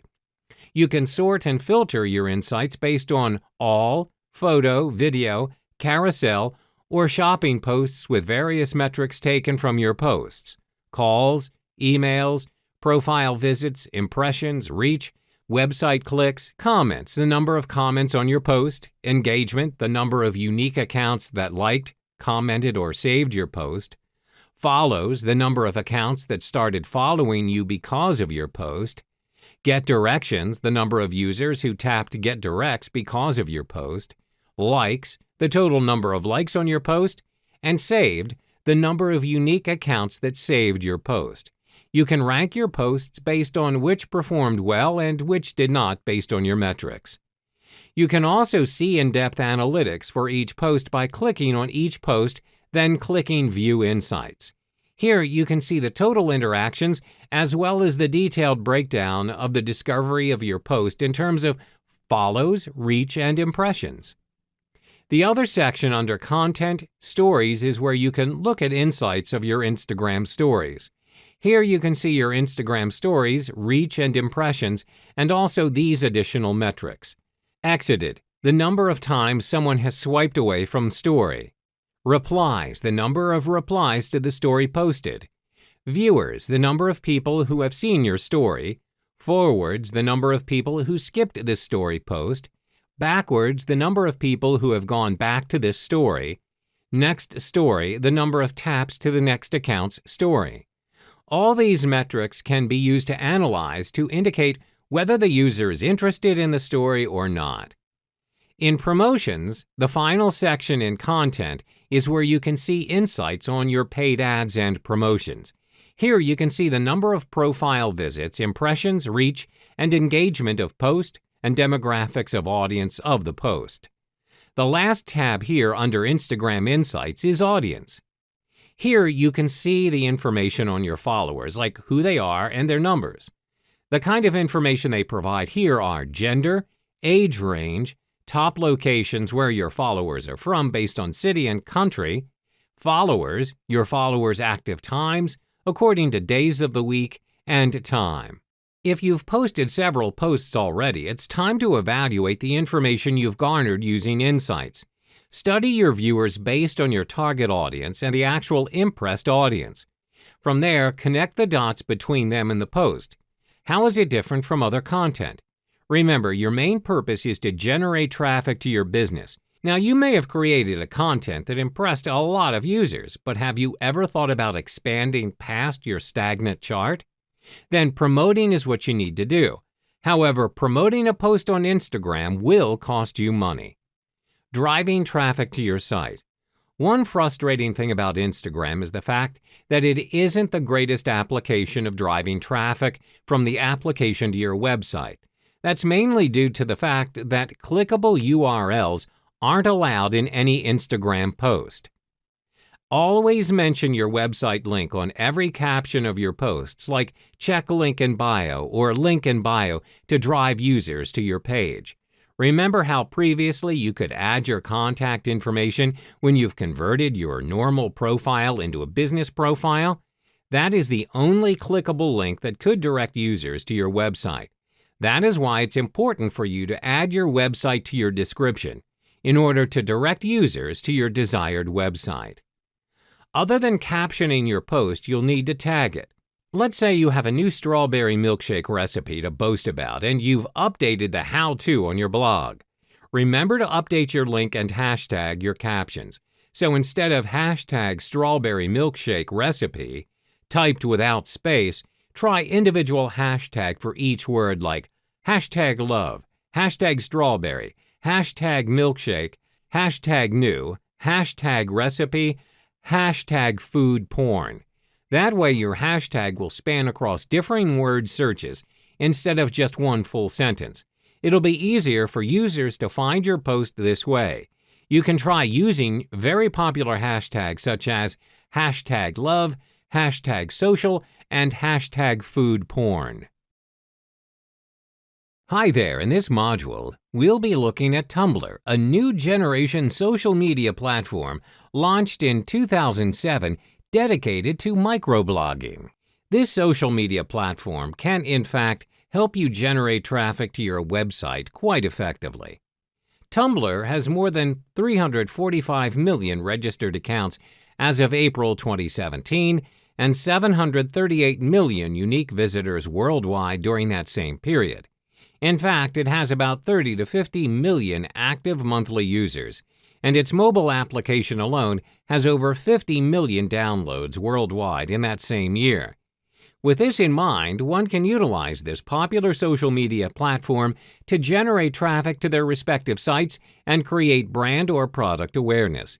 Not only that, online marketers can also use this platform to build links to their sites, which will have a positive effect when it comes to SEO. Getting started with Tumblr. First, you'll need an active email account to register for Tumblr. Go to Tumblr's homepage and click Get Started. Type in your current email address and fill in the necessary information. Despite the quirky suggestions, you might want to enter your company's name. Once that's over, you'll be directed to a page welcoming you to Tumblr. Choose what topics you want to follow. After that, you'll see a page with multiple suggestions for you to follow. You can follow as many as you want here. Once you've had your pick, click Next. You'll see a loading screen where Tumblr is automatically optimizing your choices and building up your dashboard accordingly. After this step, you'll have your dashboard. Now, a few things you should know about Tumblr. Clicking the heart button will notify the person who posted it that you like that particular post. This is what you will be aiming for when you post something related to your business on Tumblr. Reblogging a post, the double arrow icon will allow you to repost that post on your blog so that your followers can see it. Keep in mind that other users may also reblog your post. This will help your company reach and expand across multiple users in Tumblr and gain that traffic you want. Continuing from your dashboard, you'll see a thumbnail, the picture with the square cube. Clicking on it will open an interface on the right of your screen. This is an introductory profile. Users will get a glimpse of what your blog's all about in this section. First off, your thumbnail should be relevant to your business.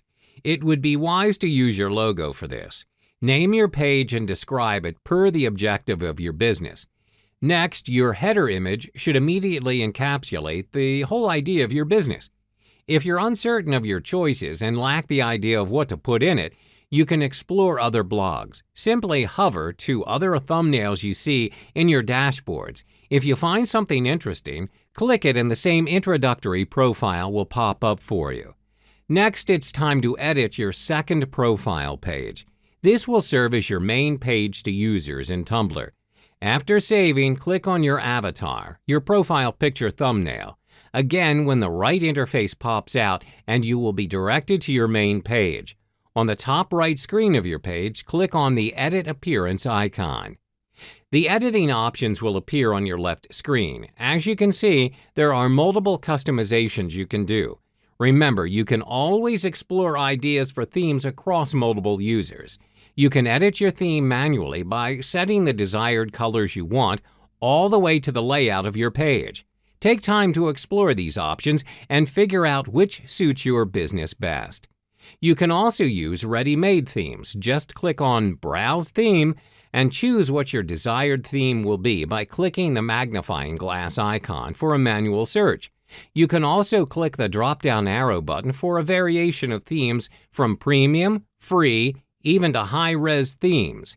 However, most of these themes require you to pay, so for now, stick to the free theme and choose from there. You can always edit your theme later once you've set up your account.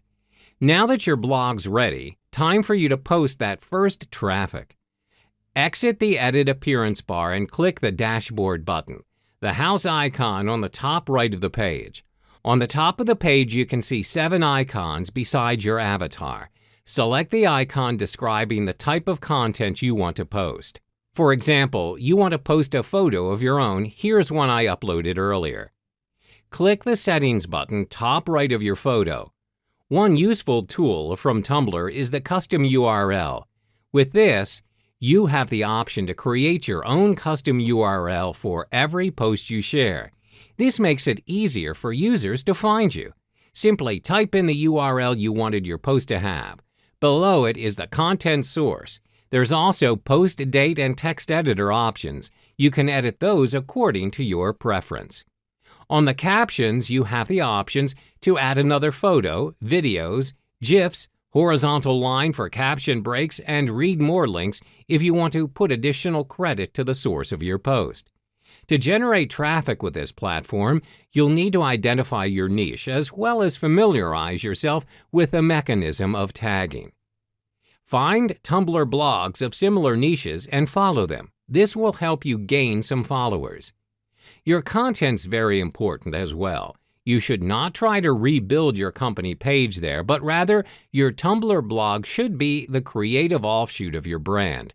You can also place advertising pieces up once in a while with your link to your promotional sales page attached. This will also help you draw traffic to your actual site. Your tags are important when it comes to attracting your traffic to your Tumblr blog. This helps users find your post and gives your blog and your product, if any, the exposure they need. A tip here is to pick tags that describe what your picture's all about, and also tags about the categories and themes that your image may be associated with. You can also tag your posts with popular tags in the Tumblr community. This includes LOL, fashion, food, DIY, art, landscape, illustration, vintage, design, and typography. 7 to 12 tags is the optimum number of tags. Any more would be considered spamming. Hi there, everyone. Welcome to the last module on our Part 3 Advanced series on the 7-Figure Mastery Program. In this module, we'll be looking at Pinterest, a great platform when it comes to driving massive traffic to your content and even product pages on your sites. Pinterest offers users the chance to own an online bulletin board. Users can keep almost anything there is to find on the internet and pin it to their desired boards. This includes blog posts, videos, ads, and news, anything with active permalinks. In the 5 years since it was founded in 2010, it's managed to get more than 15 million viewers and an increase of over 145% of users since 2012. According to studies, 2 years after its launch, Pinterest was dubbed the new leading referral traffic generator at 3.6%. Twitter is barely edging over 0.1% towards the newcomer within the same year. Their mobile application itself has been downloaded up to 100 million users since 2017. Here's a shocking fact. Almost 50% of U.S. online shoppers have made purchases recommended by Pinterest. If you run an online business, this should definitely be one way to generate the type of massive income you've always dreamed of. Your guide to Pinterest. The idea of Pinterest is to provide you with a virtual board that you can pin anything endlessly. The Pin or Save button will allow you to save interesting stuff you find in Pinterest onto your boards. Boards are your, boards. You can create multiple boards in Pinterest and name them according to what you want that board to be. Some other features of Pinterest include the Send Pin button, or commonly known as the Share button, and the More button, which allows you to download the image, report the pin, or even copy the link of the pin. Another unique Pinterest feature is the Tried It button. It signifies your action towards the pin that you saved, whether you've tried it or not.